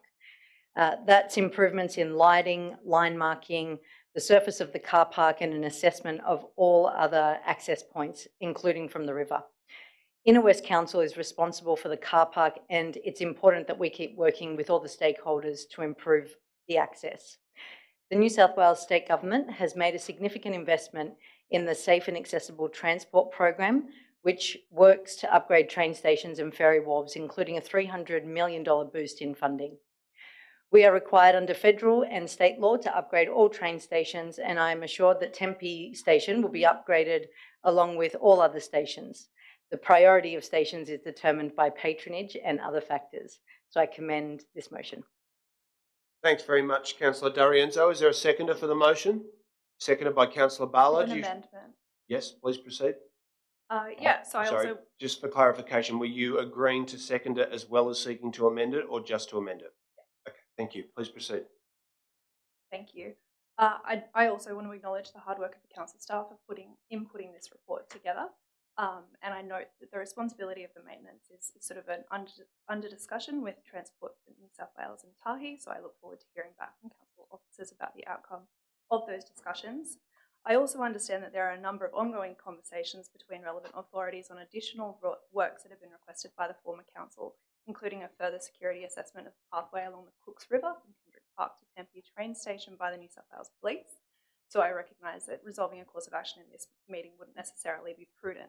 However, I am proposing this amendment to respect the number of community members that in the previous council term have contacted council with their concerns about the safety and accessibility of Tempe train station.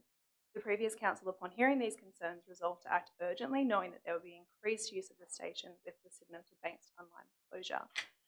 I think it's important, therefore, that we recommit to taking urgent and decisive action to improve the safety and amenity of the Tempe train station, to reflect the concerns of our community, to acknowledge that these issues are not new to us, and confirm our responsibility to the community to provide them with livable, connected neighbourhoods and transport.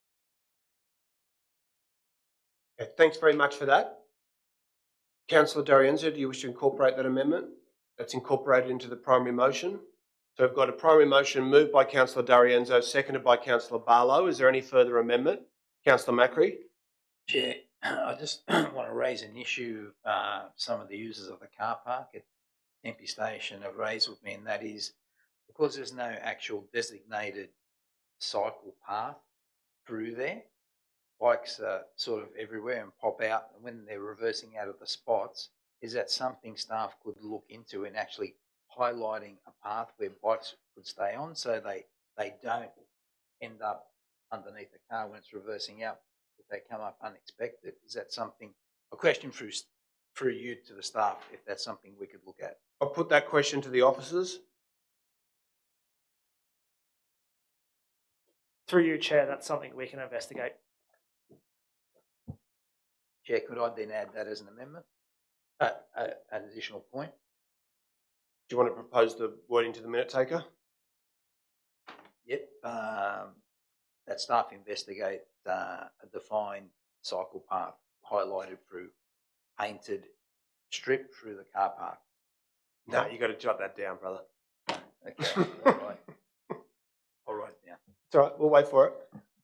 Are there any, while we're waiting for Councillor Macri's amendment, do we have any further amendments or questions? No, we'll just wait for him.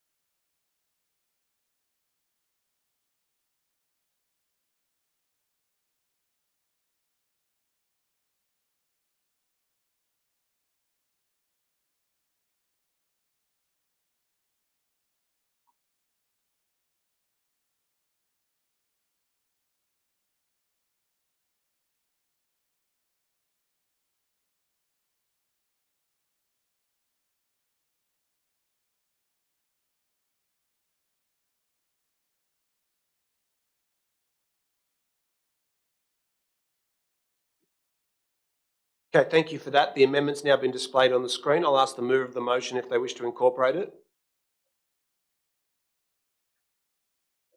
That's incorporated into the primary motion. Is there any further amendment to the motion? If not, I'll put that. All those in favour? Against?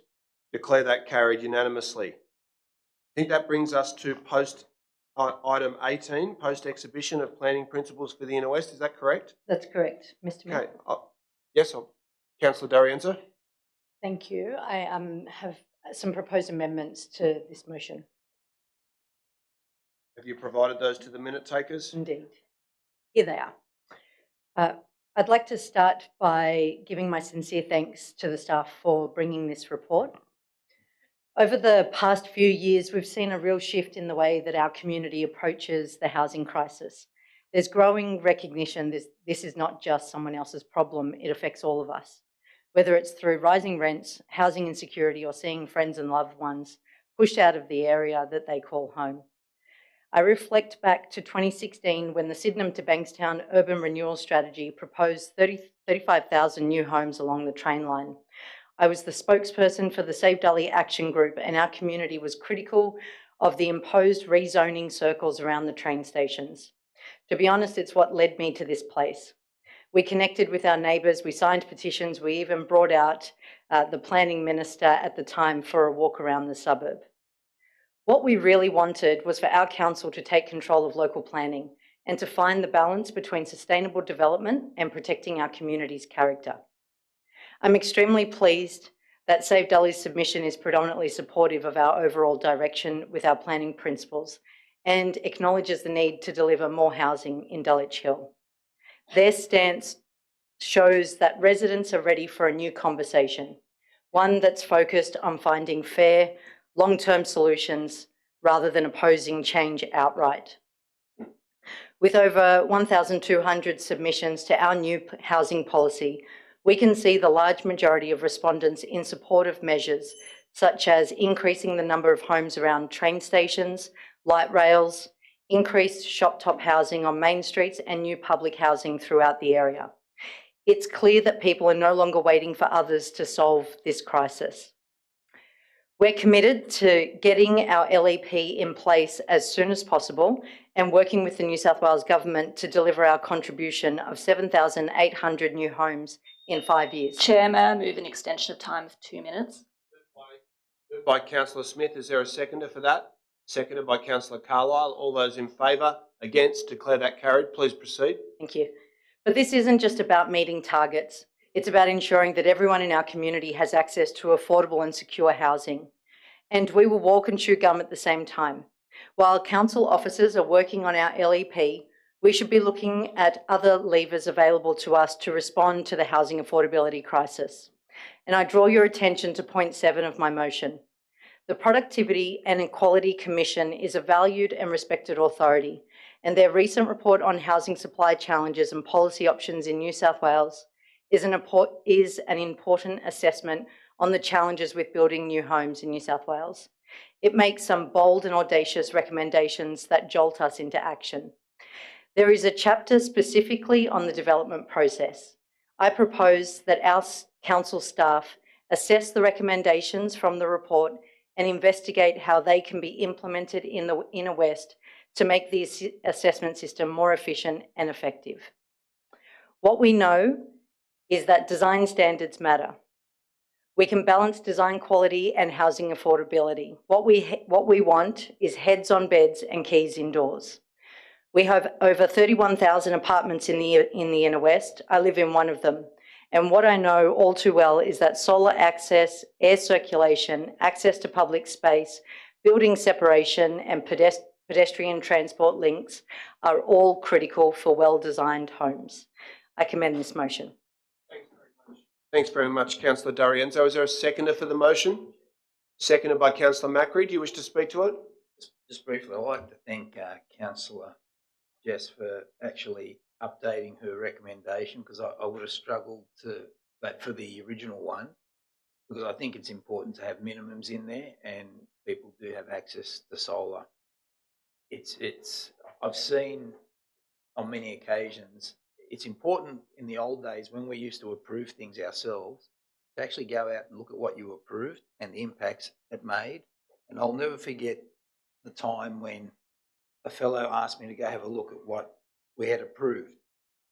And he took me up into this bedroom and you couldn't even get a bed in there. It was horrendous. It really actually changed the way I thought we should do development. And we should think about the people that are going to live in the places as well as the people around. So I'm really looking forward to see what the staff come back with in their report, and we really need to get cracking. Thank you. Thanks very much, Councillor Macri. Is there anyone who wishes to amend the motion or to oppose it? Chair, I wish to amend. Yes? Yeah, I would like also to commend Councillor D'Arienzo on the amendments to what was originally proposed in item 27 and taking on the feedback from the community and for experts. I'm really excited to see that and work on this further. I think we all are in agreement that we do need better standards, not less. We're in an overlapping crisis of cost of living, housing and climate, and of course previous recommendations and not adhering to minimums would have essentially led to worse health outcomes and increased power bills for many. I want to make sure that we are enticing people to live in sustainable apartments through smart design and not creating a subclass on a developer's profit agenda. I agree that we do need to build quickly, and the council has an important role to play in that. And that's particularly around the kind of vision that we set out for what housing looks like in our community, particularly around accessibility. So I do want to put forward my amendments that I've sent through to, now I might have to amend on the fly here, but I would like to add that the council notes that New South Wales is only one of 2 states that are yet to sign up to the Silver Livable Housing Design Standards in the National Construction Code, a set of design standards that require new housing developments to basically offer accessibility for all people. Accessibility needs are something that all people, if we're lucky enough to age, do age into, and anyone is subject to significant changes in their life, and we need to make sure that housing is appropriate to all. Secondly, that the council note the need for increased standards around sustainability and design to ensure new builds are meeting council's goals of energy efficiency and equity, including cooling and heating measures, where possible solar panels being incorporated, and other best practice standards laid out by our council's own design excellence panel. I also wish to note that council notes that new residential buildings in Inner West need to be a mix of 1, 2 and 3 bedrooms to accommodate broad types of living arrangements and stages. That is something that our public gallery did speak to, and it does address that the types of people, families and arrangements that are living in apartments are growing. The final point there as well is that council review their current DA approval with the goal to improve development processes that may cause friction, reduce feasibility, and all types of housing supply in the Inner West, including public, community, affordable and market housing, in a report to the December council meeting. I really think we can reach these goals without co-signing on what was admittedly a flawed report, and I'm excited for this to frame an accessible, affordable and high quality of life throughout the Inner West. Thank you for that. Is there a seconder for the motion? For the amendment? It's seconded by Councillor Barlow. I'm going to ask the mover of the primary motion whether they wish to incorporate those amendments into the primary motion.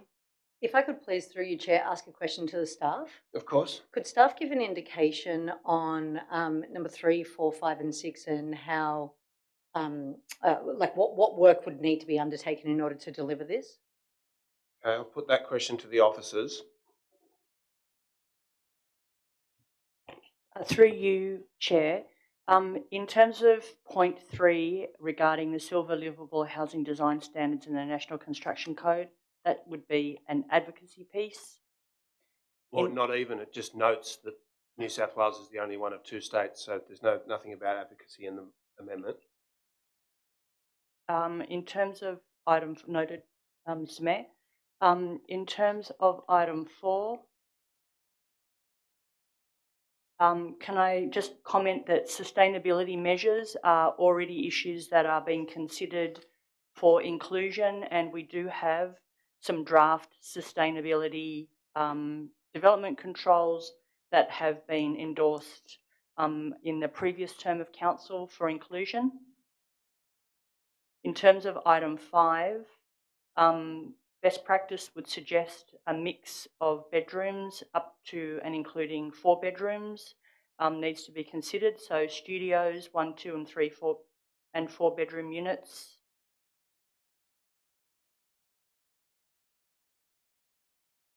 In terms of item 6,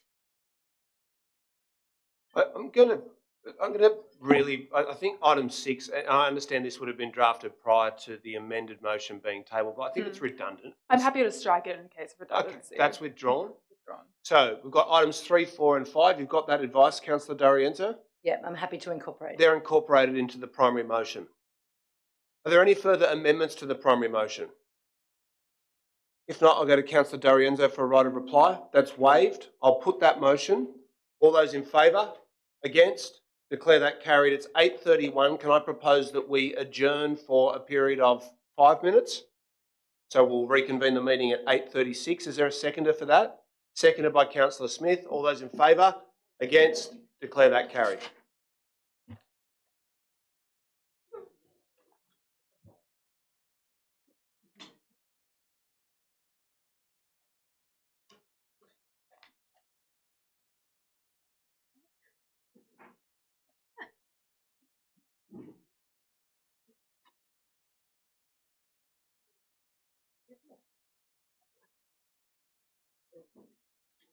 I'm really happy with that.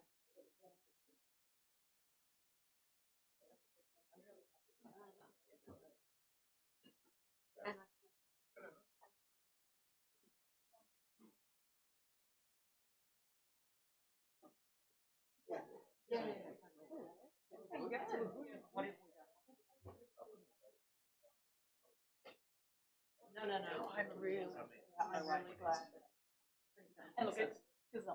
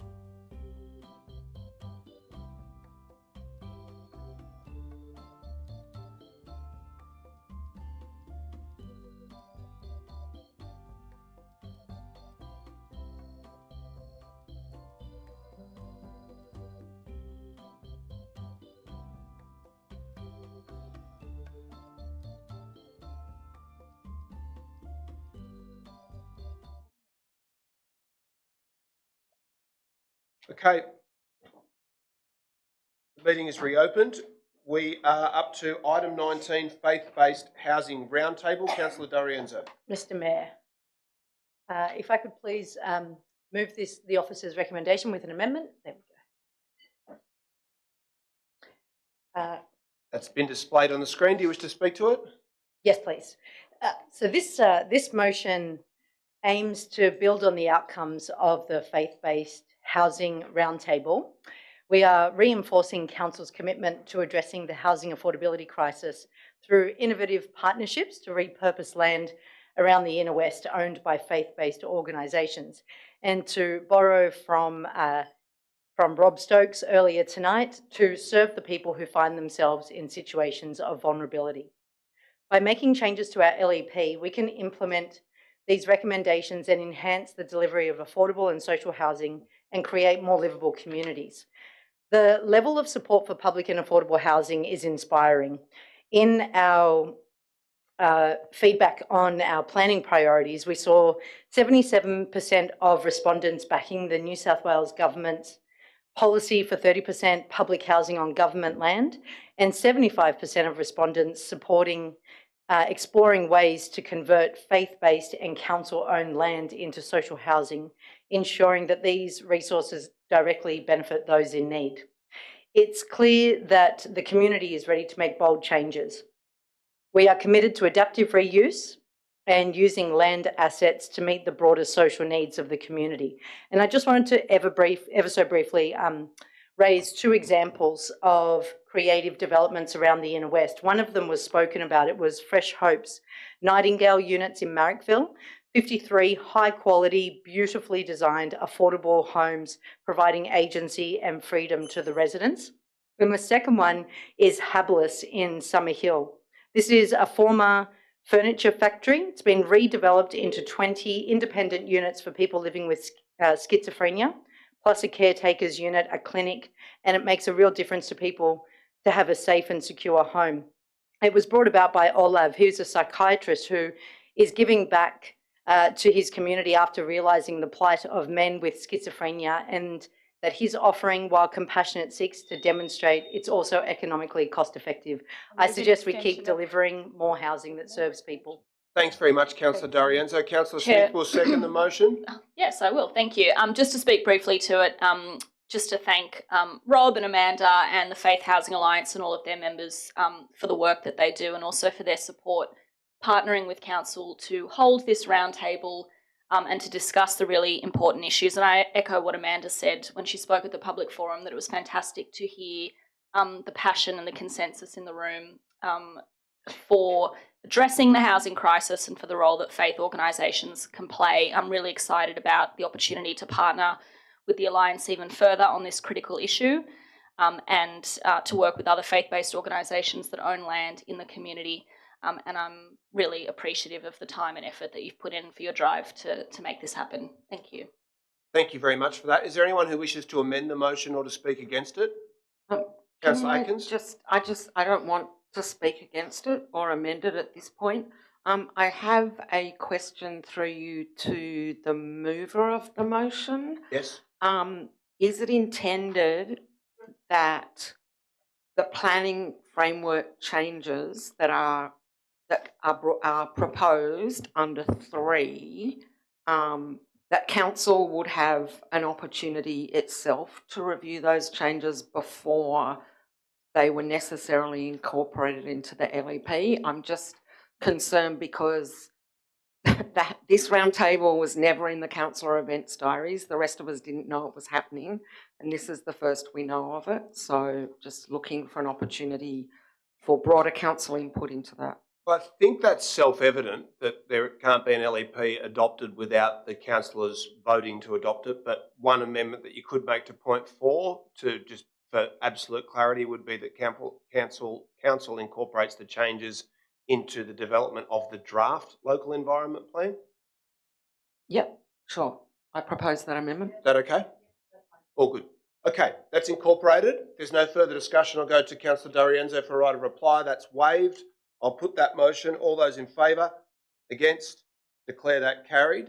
Brings us to item 20, Roselle Village State Significant Development Application submission. I'm happy to move the officer's recommendation once Councillor Scott has had a chance to leave the room. I've made a lot of comments about this issue on the public record over many years and in recent months, so I waive my right to speak to it now, but I think the issues are self-evident. Is there a seconder for the motion? That's seconded by Councillor Ferguson. Do you wish to speak to it? That's waived. Is there anyone who wishes to amend the motion or to speak to it? If not, I'll put that. All those in favour? Against? Declare that carried. Councillor Scott is able to come back into the room. Mayor, can I please address item 21? Yes. I'd like to, I just sent an email just briefly through to the note takers and hopefully that can be displayed. I'm just asking that this item be deferred until the November meeting and that further information on the progress of how we will realise the Love Your Club program that we've resolved in the past to do will be incorporated into the report for the next meeting.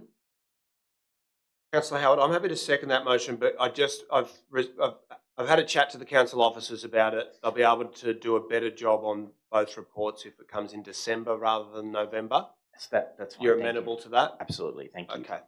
I'll second that motion. Is there any discussion? If not, I'll put that. All those in favour?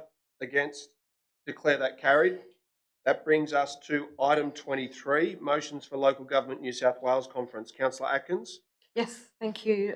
Could the minute takers please display the amended version which I provided to them?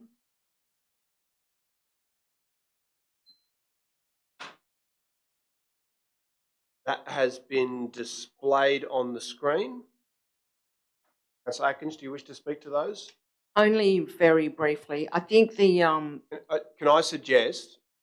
I think we have to deal with each motion consecutively. They're obviously separate issues. So can I ask you to speak to the first of the motions that you're proposing? Sure. So the first motion relates to early childhood education and care centres.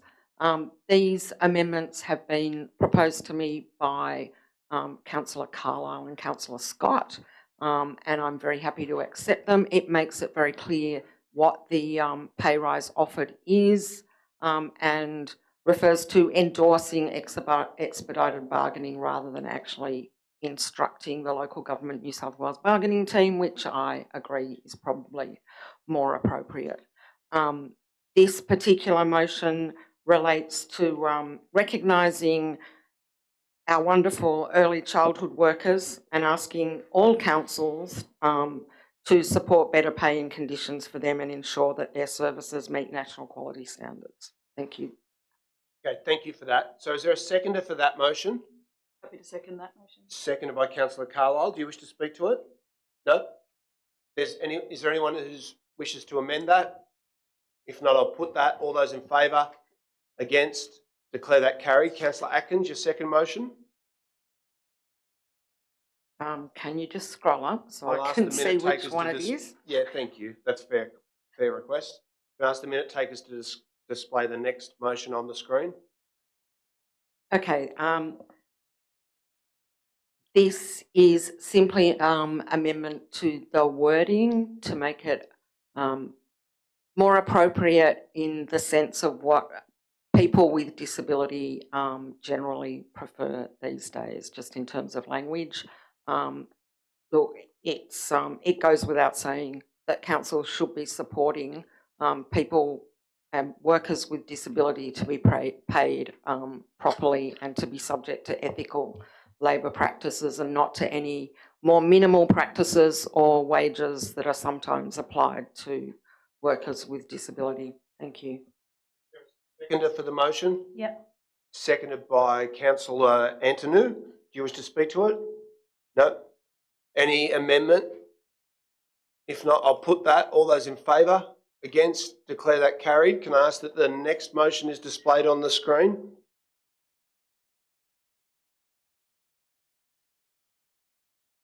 Councillor Atkins? If we could continue to scroll down as well, because the actual amendment to the original motion is at the end. It's an Okay, no additional worries. paragraph. I'll ask the minute takers to attempt to display the entirety of the amended motion on the screen, please. Is that there now? No, Oh, okay. there we go. All good? Simply an addition to ask Local Government New South Wales to actually acknowledge the work that the government and government library authorities and associations have done in relation to these challenging issues in the last couple of years. I don't think I can actually put the arguments for this motion any better than our two speakers did today. Okay, thank you for that. Is there a seconder? That's seconded by Councillor Howard. Do you wish to speak to it? No, thank you. Okay, is there any amendment? If not, I'll put that. All those in favour? Against? Declare that carried. I'll note that all three of the motions tabled for consideration at the Local Government New South Wales Conference have been passed. Item 24, Notice of Motion Inner West Labor Policy Platform. Councillor Howard. Thank you. And councillors, I'm so pleased to move this motion here tonight.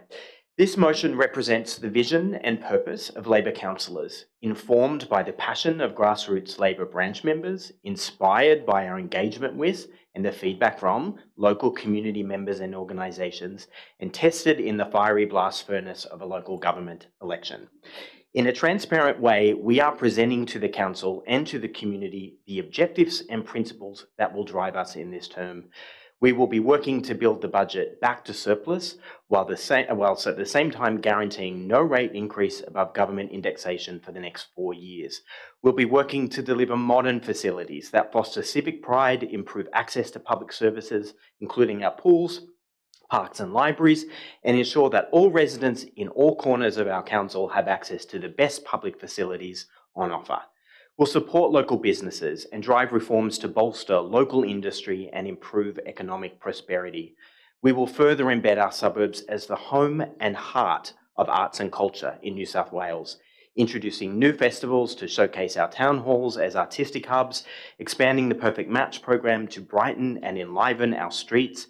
We'll support our special entertainment precincts and ensure that our suburbs are where the state government's Vibrary reforms hit their stride. We'll respond to the climate emergency, making permanent the energy efficiency service to support low-income households, including for renters, social housing tenants, and women and families escaping domestic and family violence. We'll plant microforests, ensure at least 1,000 new trees are planted each year, expand soft plastics recycling, increase the number of bins on local streets, establish new grants for organisations working in the circular economy, and continue to support residents as they transition to FOGO. We'll acknowledge the transformational role active transport will play in our communities into the future, significantly lifting investment to build new infrastructure for people who walk and ride. We'll finish the Greenway and will create a great Inner West Walk, a landmark active transport project that will attract visitors from across the city. Chair, may I request an extension of time of 2 minutes? Extension of time of 2 minutes is moved by Councillor Smith. Is there a seconder for that? Seconded by Councillor D'Arienzo. All those in favour? Against? Declare that carried. Please proceed. A landmark active transport project that will attract visitors from across the city and connect our suburbs through a mix of new and existing walking infrastructure. We'll revitalise our main streets, work to pedestrianise streets and enhance our laneways, reclaiming public space. We'll plan for growth in our suburbs and work with state and federal governments to build affordable and public housing. We will be the engine room for innovation when it comes to meeting the housing crisis, and we'll do that while improving local amenity and livability. And we'll work to deliver amendments to the DCP to encourage multi-generational and affordable housing. We'll expand council's engagement with our local community, ensuring we take the council direct to people. We'll also foster an Inner West community that is revered for its diversity, inclusiveness, and its resilience. We'll deliver the Aboriginal and Torres Strait Islander Community Hub in Tempe, continue to develop survival memorials across the council. We'll make the Inner West Council a gold star employer for people with disability. We'll expand the number of people with disability working at council, deliver a neurodiversity strategy and an inclusive playground in every ward. We'll continue to support local businesses that are multicultural and community businesses, and continue to support and expand programs for our beautiful LGBTIQA+ community. Importantly, we'll expand the ways we serve and respond to older people in our community, bringing back seniors' morning teas and communicating better directly with people aged 55 and over. and councillors will improve the public services that local people rely on, keeping our libraries open for longer, strengthening our early childhood education centres, and improving street cleaning, street maintenance and garbage collections. This is an ambitious and bold agenda, and we'll be working day and night to deliver for the people of the Inner West. Thanks very much, Deputy Mayor. Is there a seconder for the motion? I'm happy to Seconded by second the Councillor motion. Scott. Do you wish to speak to it? No, Councillor Howard has said everything perfectly. That's waived. Is there anyone who wishes to speak against the motion or to amend it? Councillor Atkins, then Councillor Macri. I would like to speak against the motion, thank you. While acknowledging that there are some good, even excellent things in the platform set out in the background to this motion, some of which we have already voted on or are voting on at other parts of the agenda, there are also some things that we do not support. The idea that we holus bolus adopt a party platform without considering the pros and cons of each item is not reflective of the way council works. Community consultation, costings, proper consideration before anything is included in the delivery plan and budget are essential. There are many things in this list that I would want more information on before voting to include in our plans, and I would want the maximum amount of public consultation. I'll be voting against it. Thank you. Thank you for that. Councillor Macri. Chair, I'd like to move an amendment, which I've given to the officers. That is that council officers seek feedback. It replaces point 3 with the council officers seek feedback from the community on Labor's policy objectives during the review of council's CSP, Community Strategic Plan, and provides advice to council on the financial implications of implementing any of the proposals. And what I'll just say, I think, as it's previously saying, I think there's some great things in here, some really good things. I'll be excited about doing a new library in Leichhardt, seeing the great success of Maryville Library and moving towards those sorts of great objectives. But it's got to be not top down, us putting down on the community. That's what the community strategic plan is. It's got to be community up. It's got to be bottom up. They feed up what they want to us. And I support a lot of the things here, and it's great that the Labor Party has done so well in the election. I salute them for that. That's fantastic. But we still, every 4 years, we do a community strategic plan. It is updated. And that is the time when we bring new things in. It gives staff the ability to actually investigate and put forward plans how these things will come. And the community has their say on them. And if the community says they want them, then we go full steam ahead. If they say they don't want them, then we got a chance to sort of change direction for them. But it's about a community-led council rather than a top-down approach. That's why I can't support it in its form unless the amendment comes through. I'm happy either way. Okay. Is there a seconder for the amendment? Seconded by Councillor Rosidi. Do you wish to speak to it? That's waived. Councillor Howard, do you wish to incorporate the amendment? I don't, with great respect, because I actually think that it's, again, respectfully redundant, and maybe I'll speak to what Councillor Atkins has raised as well. So what we're asking is that these items and these priorities be incorporated in the core documents of council. We know that as part of the review of those documents, that goes to thorough community consultation. Like these priorities will go to a formal consultation process. You know, all of us know that the council doesn't just adopt a CSP without a really lengthy and engaged process, and that's right. That should absolutely happen. So I don't incorporate it for that reason. I think that the intention is already there that that consultation will occur. I think also, just to respond to one of the points that Councillor Macri raised, is, you know, we agree with you, and we have not just pulled a lot of these priorities out of the air. This has been many, many years of work, developing policy proposals with community organisations, with residents, based on resident feedback. You know, we are councillors that are of the community, and we've had a long and detailed engagement with the community and brought forward these proposals, not because they serve us, but because they serve the community. So I take your points and I understand it, but I don't incorporate it for those reasons. Okay. Is there any further discussion of the amendment? If not, I'll put that. All those in favour, please raise your hands. Of the Macri-Rosidi amendment. All those against? That has been defeated. with only councillors Macri and Raciti in support. We'll go back to the primary motion. Is there any further amendment to the primary motion or anyone who wishes to speak against it? If not, I'll go to the Deputy Mayor for his right of reply. I'm okay, thank you. Okay, that's waived. I'll put that motion. All those in favour? Against? Declare that carried, 8 votes to 7. Well, I can recommit the vote, or did I get that accurately? Okay, that's 8-7. We'll move on to item 25, notice of motion, cost of living support for Inner West residents, no rate rises and bill smoothing. Councillor Scott. Thank you, Mr. Mayor. The financial statements adopted earlier in this meeting and our long-term financial plan show the Inner West Council in a stable financial position. Since amalgamation, our finances have become healthier over time as we've paid off debt, bought new assets and invested in our infrastructure. We are moving towards a surplus. We are so stable, in fact, that we've been able to commit to no rate rises for 2 terms. Since amalgamation, comparable rate rises in neighbouring councils include 10% in Burwood, 11% in Canterbury Bankstown and Canada Bay, 13% in Georges River and North Sydney, 27% in Hunters Hill and 31% in Strathfield Council. There are advantages to being a bigger council, and one of those is that we can absorb the cost of the shock of the cost of living and inflation instead of passing it on. We will ease the cost of living by committing in the 3rd Inner West Council term to no rate rises above indexation. We'll also make additional efforts to promote the pensioner rebate and will introduce bill smoothing. Bill smoothing means that residents can pay their rates in small, even predictable amounts, even below the quarterly instalments.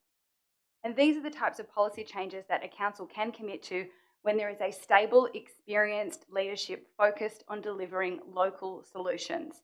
What we know that we can do is help our community with their most pressing issue, and at the moment that is the cost of living. The Labor team is proud to have made this public commitment during the campaign, and I am proud to bring it to the floor on their behalf. Thanks very much, Councillor Scott. Is there a seconder for that motion?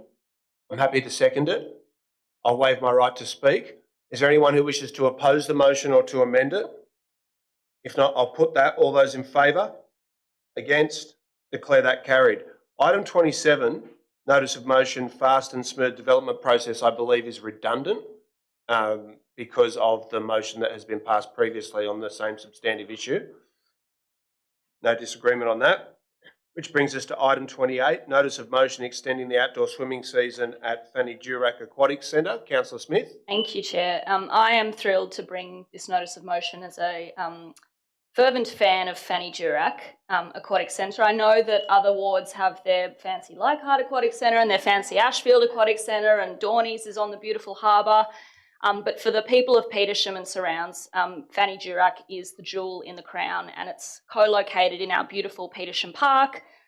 It's got the fantastic Splash Cafe, which opened at the end of last year. It's near the Petersham Bolo, the preschool, the sports oval. It's absolutely the place to be, and anyone who's ventured down there, particularly on a Saturday and a Sunday, can see just how busy and thriving it is in that vicinity. Currently, the pool only operates from the 1st of October to the 31st of March during the warmer months. And I can tell you that there is a huge appetite in the community for the pool to be open longer. I acknowledge that in, I think, the term of council before last, council undertook a feasibility study to see if it was feasible to open the pool year round. And I acknowledge that that study that report found that the operational costs meant that that was not feasible. I also acknowledge that per a resolution of the last council, we are re-investigating that possibility, and I don't seek to preempt the outcomes of that report, but I just don't think we need to wait for a report to look at options to extend the outdoor swimming season. I think we're all aware that the impacts of climate change have meant that we're increasingly seeing warmer weather for longer stretches throughout the year, starting in early autumn, starting earlier in the spring and increasing well into autumn. And many residents I know from speaking to, particularly during the campaign, would welcome a swimming season that extends from September through to April to reflect the changing weather patterns that we're experiencing. In this motion, I'm also proposing that council investigate the installation of an outdoor gym, which again, I know anecdotally speaking with residents as well as local businesses, in particular the cafe, 30 seconds. I'll move an extension of time of 1 minute, seconded by the Deputy Mayor. All those in favour, against, declare that carried. Thank Please you, proceed. Chair.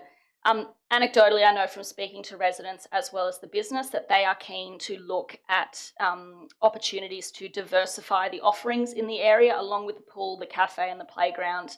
I think there's strong support for installing a free outdoor gym, particularly during the winter months where the pool is closed, to provide an additional offering for local residents to engage in physical exercise outdoors, to patronise the cafe, and to enjoy everything that Petersham Park and surrounds has to offer. So I'm proud to move this motion.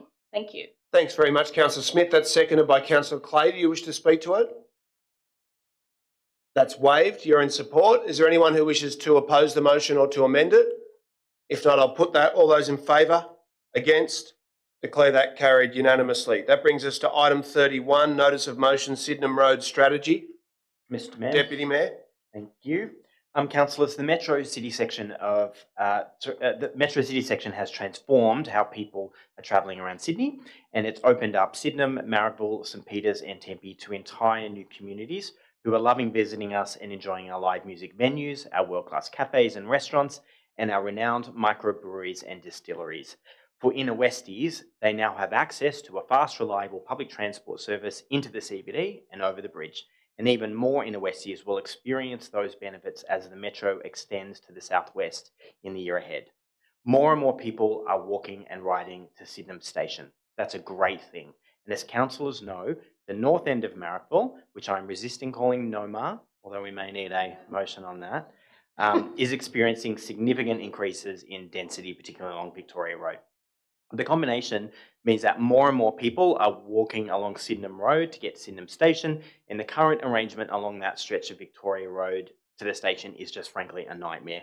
The stretch is home to an eclectic collection of businesses, including microbreweries, gyms, community transport, factories and smash repairers, as well as the Marrickville Bowling Club and Wicks Park. It's a vibrant stretch, but a dangerous one, with cars parked on footpaths, trees that require maintenance, footpaths well past their prime, and dangerous intersections, including at Sydenham Road and Victoria Road, Sydenham and Fitzroy Street, and Sydenham and Buckley Street. This motion seeks to address these issues by taking a holistic look at how we address the problem. How do we upgrade this stretch to make it safe and fit for purpose, while also supporting local businesses and using the upgrade as a vehicle to transform the area and attract more people to the north end of Marrickville. So I want to host a roundtable of local businesses, public meetings for local residents about how we can get this right. I want to establish a project control group within council and to create a list of priority projects that we can consider as a council in the 24-25 budget process. And I want to focus some of the attention of the Inner West tourism strategy to the local businesses around Sydenham Station in light of the exciting new opportunities that the Metro is bringing. Thanks, Deputy Mayor. Is there a seconder for the motion? Seconded by Councillor Macri. Do you wish to speak to it? Yes, yes, Chair. I think it's important to note that that area has really been run down over a considerable amount of time, and I've walked up and down it a few times, and there's one thing that stands out, and there's one little factory that looks like a green oasis with these magnificent trees and gardens in the front. And I thought, wow, wouldn't that be incredible if Sydenham Road looked like that? So impressed I was. I took a photo. I should probably share it with everyone. It's quite impressive because they're all meticulously maintained. Trees that are perfectly shaped round and hedges and everything. The big problem down there is parking and what we do. So that business has actually foregone its 2 parking spots in the front of their factory to actually, and I think they're the marble place, you know the one I'm talking about? So they've foregone their parking spots. So if we really want to be serious, we have to unlock the parking monkey down there.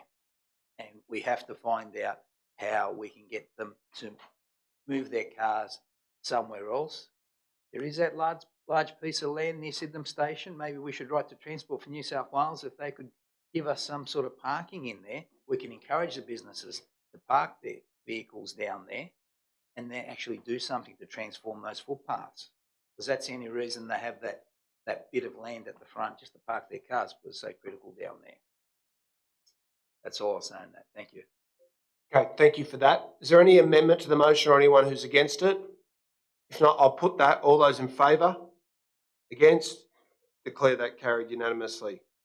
Item 32, notice of motion parking in Marrickville. Thank you. So another issue that we've had with the opening of the Metro has been that there are additional parking pressures for residents living in suburbs around Sydenham Station. So for Tempe residents as well, who are seeing an uplift of people using the station, we know lots and lots of people are travelling into the station and parking around local streets. We understand why. They want to catch the public transport straight into the city.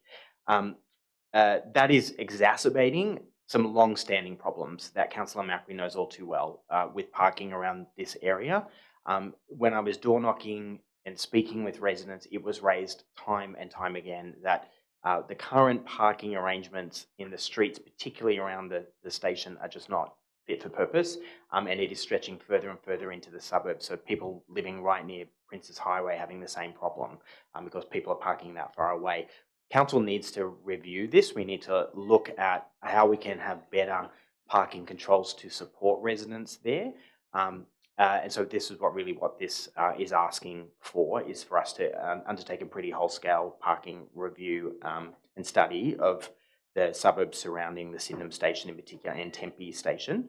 And I will just make a point too that whilst it's not included in the motion, it is also important that we really work together with other levels of government and as a council to encourage more people to ride and walk. That is absolutely critical and is a huge part of how we can alleviate those parking problems. But that substantively, we need to address the issue through a parking study. Okay, thank you for that. Is there a seconder for the motion? Seconded by Councillor Macri. Do you wish to speak to it? Yes, I do, and I'd like to see if Councillor Howard would accept an additional point that I put forward, and that is that Council urgently, that Council write to Transport for New South Wales, making them aware of the impact the parking of the buses in Railway Parade is having on the businesses, and ask them to be relocated to the abundant empty lands around Sydenham Station, which is not utilised. Basically, businesses are really suffering because they've actually taken up all the parking, not all, but a good third of it, and it's impacting on the actual businesses. Workers can't park there. They're having issues with unloading. So Transport could look into that. We should let them know they're under pressure. Could you accept that, Councillor Howard? Yes, that's fine. Thank you. Okay, that's incorporated into the primary motion. Any further discussion? If not, I'll put that motion. All those in favour? Against? Declare that carried. Item 34, sensory spaces for neurodivergent community members and their families. Councillor Carlisle. Thank you, Mr Mayor. I'd like to move this motion in an amended form and ask that the minute takers that the amended version be displayed on the screen. Thank you. So sensory gardens are thoughtfully designed spaces that organise plants, objects and features in an intentional way to stimulate or calm the senses. Sensory gardens can stimulate the brain, develop language skills, improve social skills, improve coordination and fine gross motor skills, help with self-regulation, and ultimately they are fun. The amendment ensures certainty in funding for this initiative, but also allows for planning to ensure that they are appropriately funded for the development and the ongoing maintenance. Further, it can often be challenging for people with neurodiversity and their families and friends to interact and benefit from council services. Sensory spaces at events will create greater accessibility for many people who are neurodiverse, as well as their families or carers, many of whom may self-exclude from community consultations or events. This will ultimately support a greater engagement with residents of Inner West Council and a more representative and responsive council. Thank you very much for that, Councillor Carlisle. Is there a seconder for that motion? Seconded by Councillor Atkins. Can I just speak very briefly to it, please? I really welcome this motion. I can tell you there are kids around who not only will benefit from this, but are actively wanting to help council build and plant these sorts of gardens in parks near them. So I think this is a great initiative. And just to note that at the last 3 council festivals and events that I have been to, there has been a sensory space and it has been well used and welcomed, and it's been great to chat to the people who were there about the sort of work that they do. Thank you. Okay, thanks very much for that. There's no amendments. I'll put that motion. All those in favour? Against? Declare that carried unanimously. Item 36 is also redundant because the substantive issue has been addressed through a previous resolution. So we'll go to item 37, Senior Services Communication. Councillor Clay.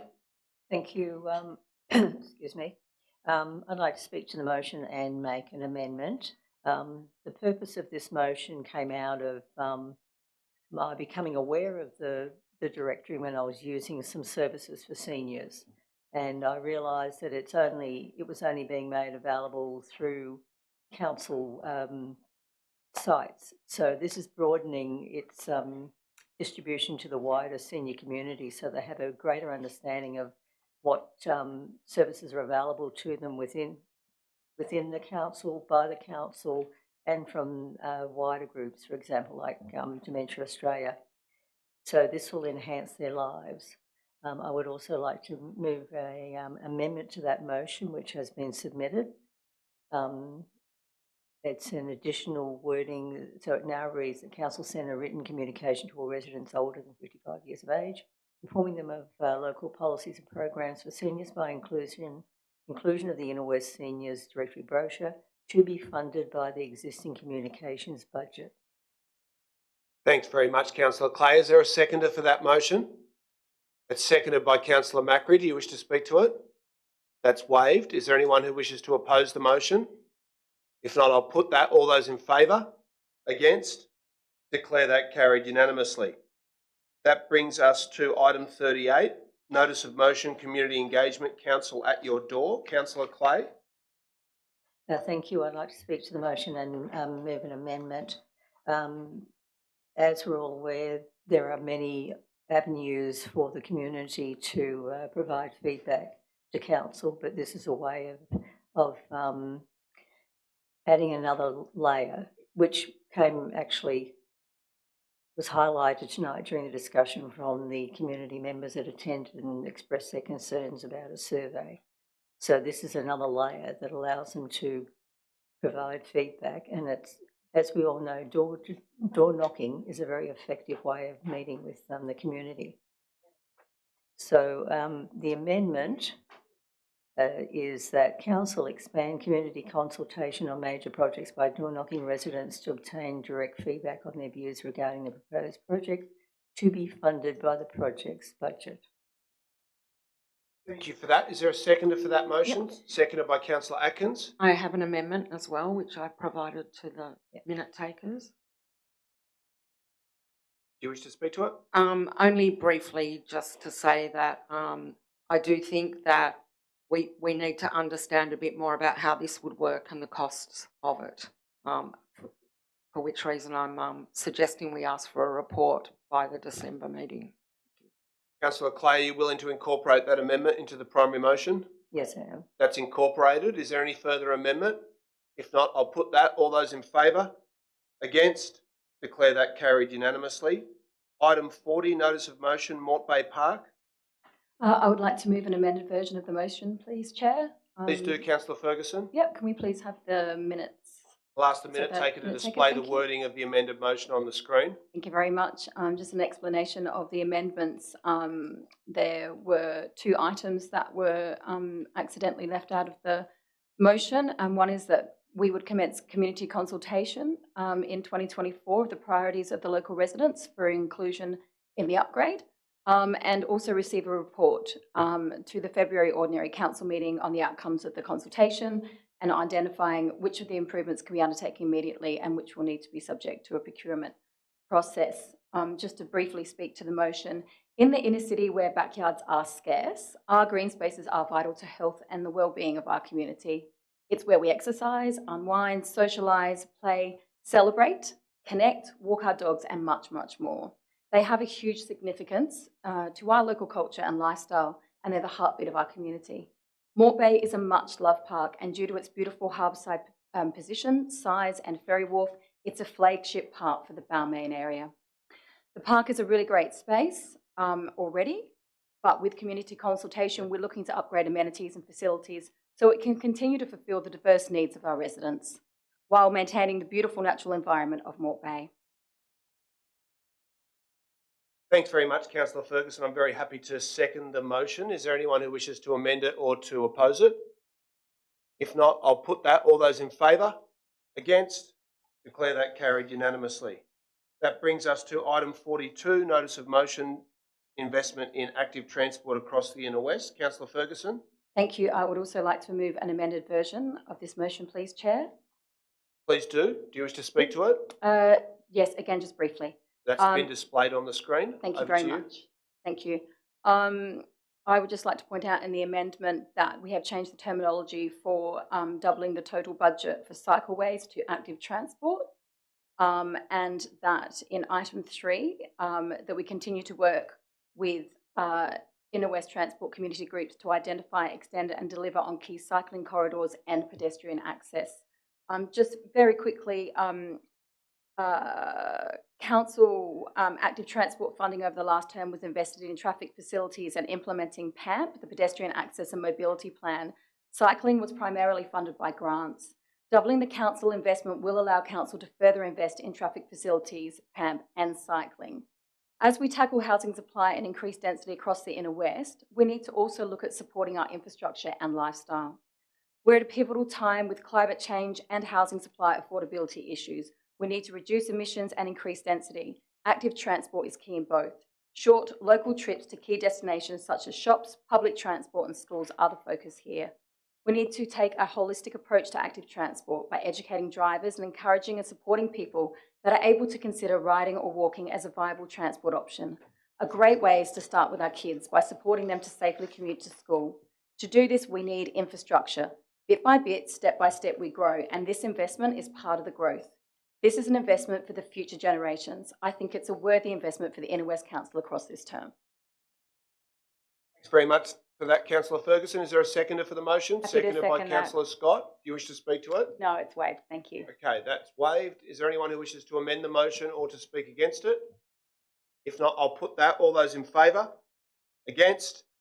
Declare that carried unanimously. That concludes the items on the agenda of the open council meeting. There's a number of items that need to be dealt with in confidential session. Can I get a motion to move into confidential session? Moved by the Deputy Mayor, seconded by Councillor Atkins. All those in favour? Against? Declare that.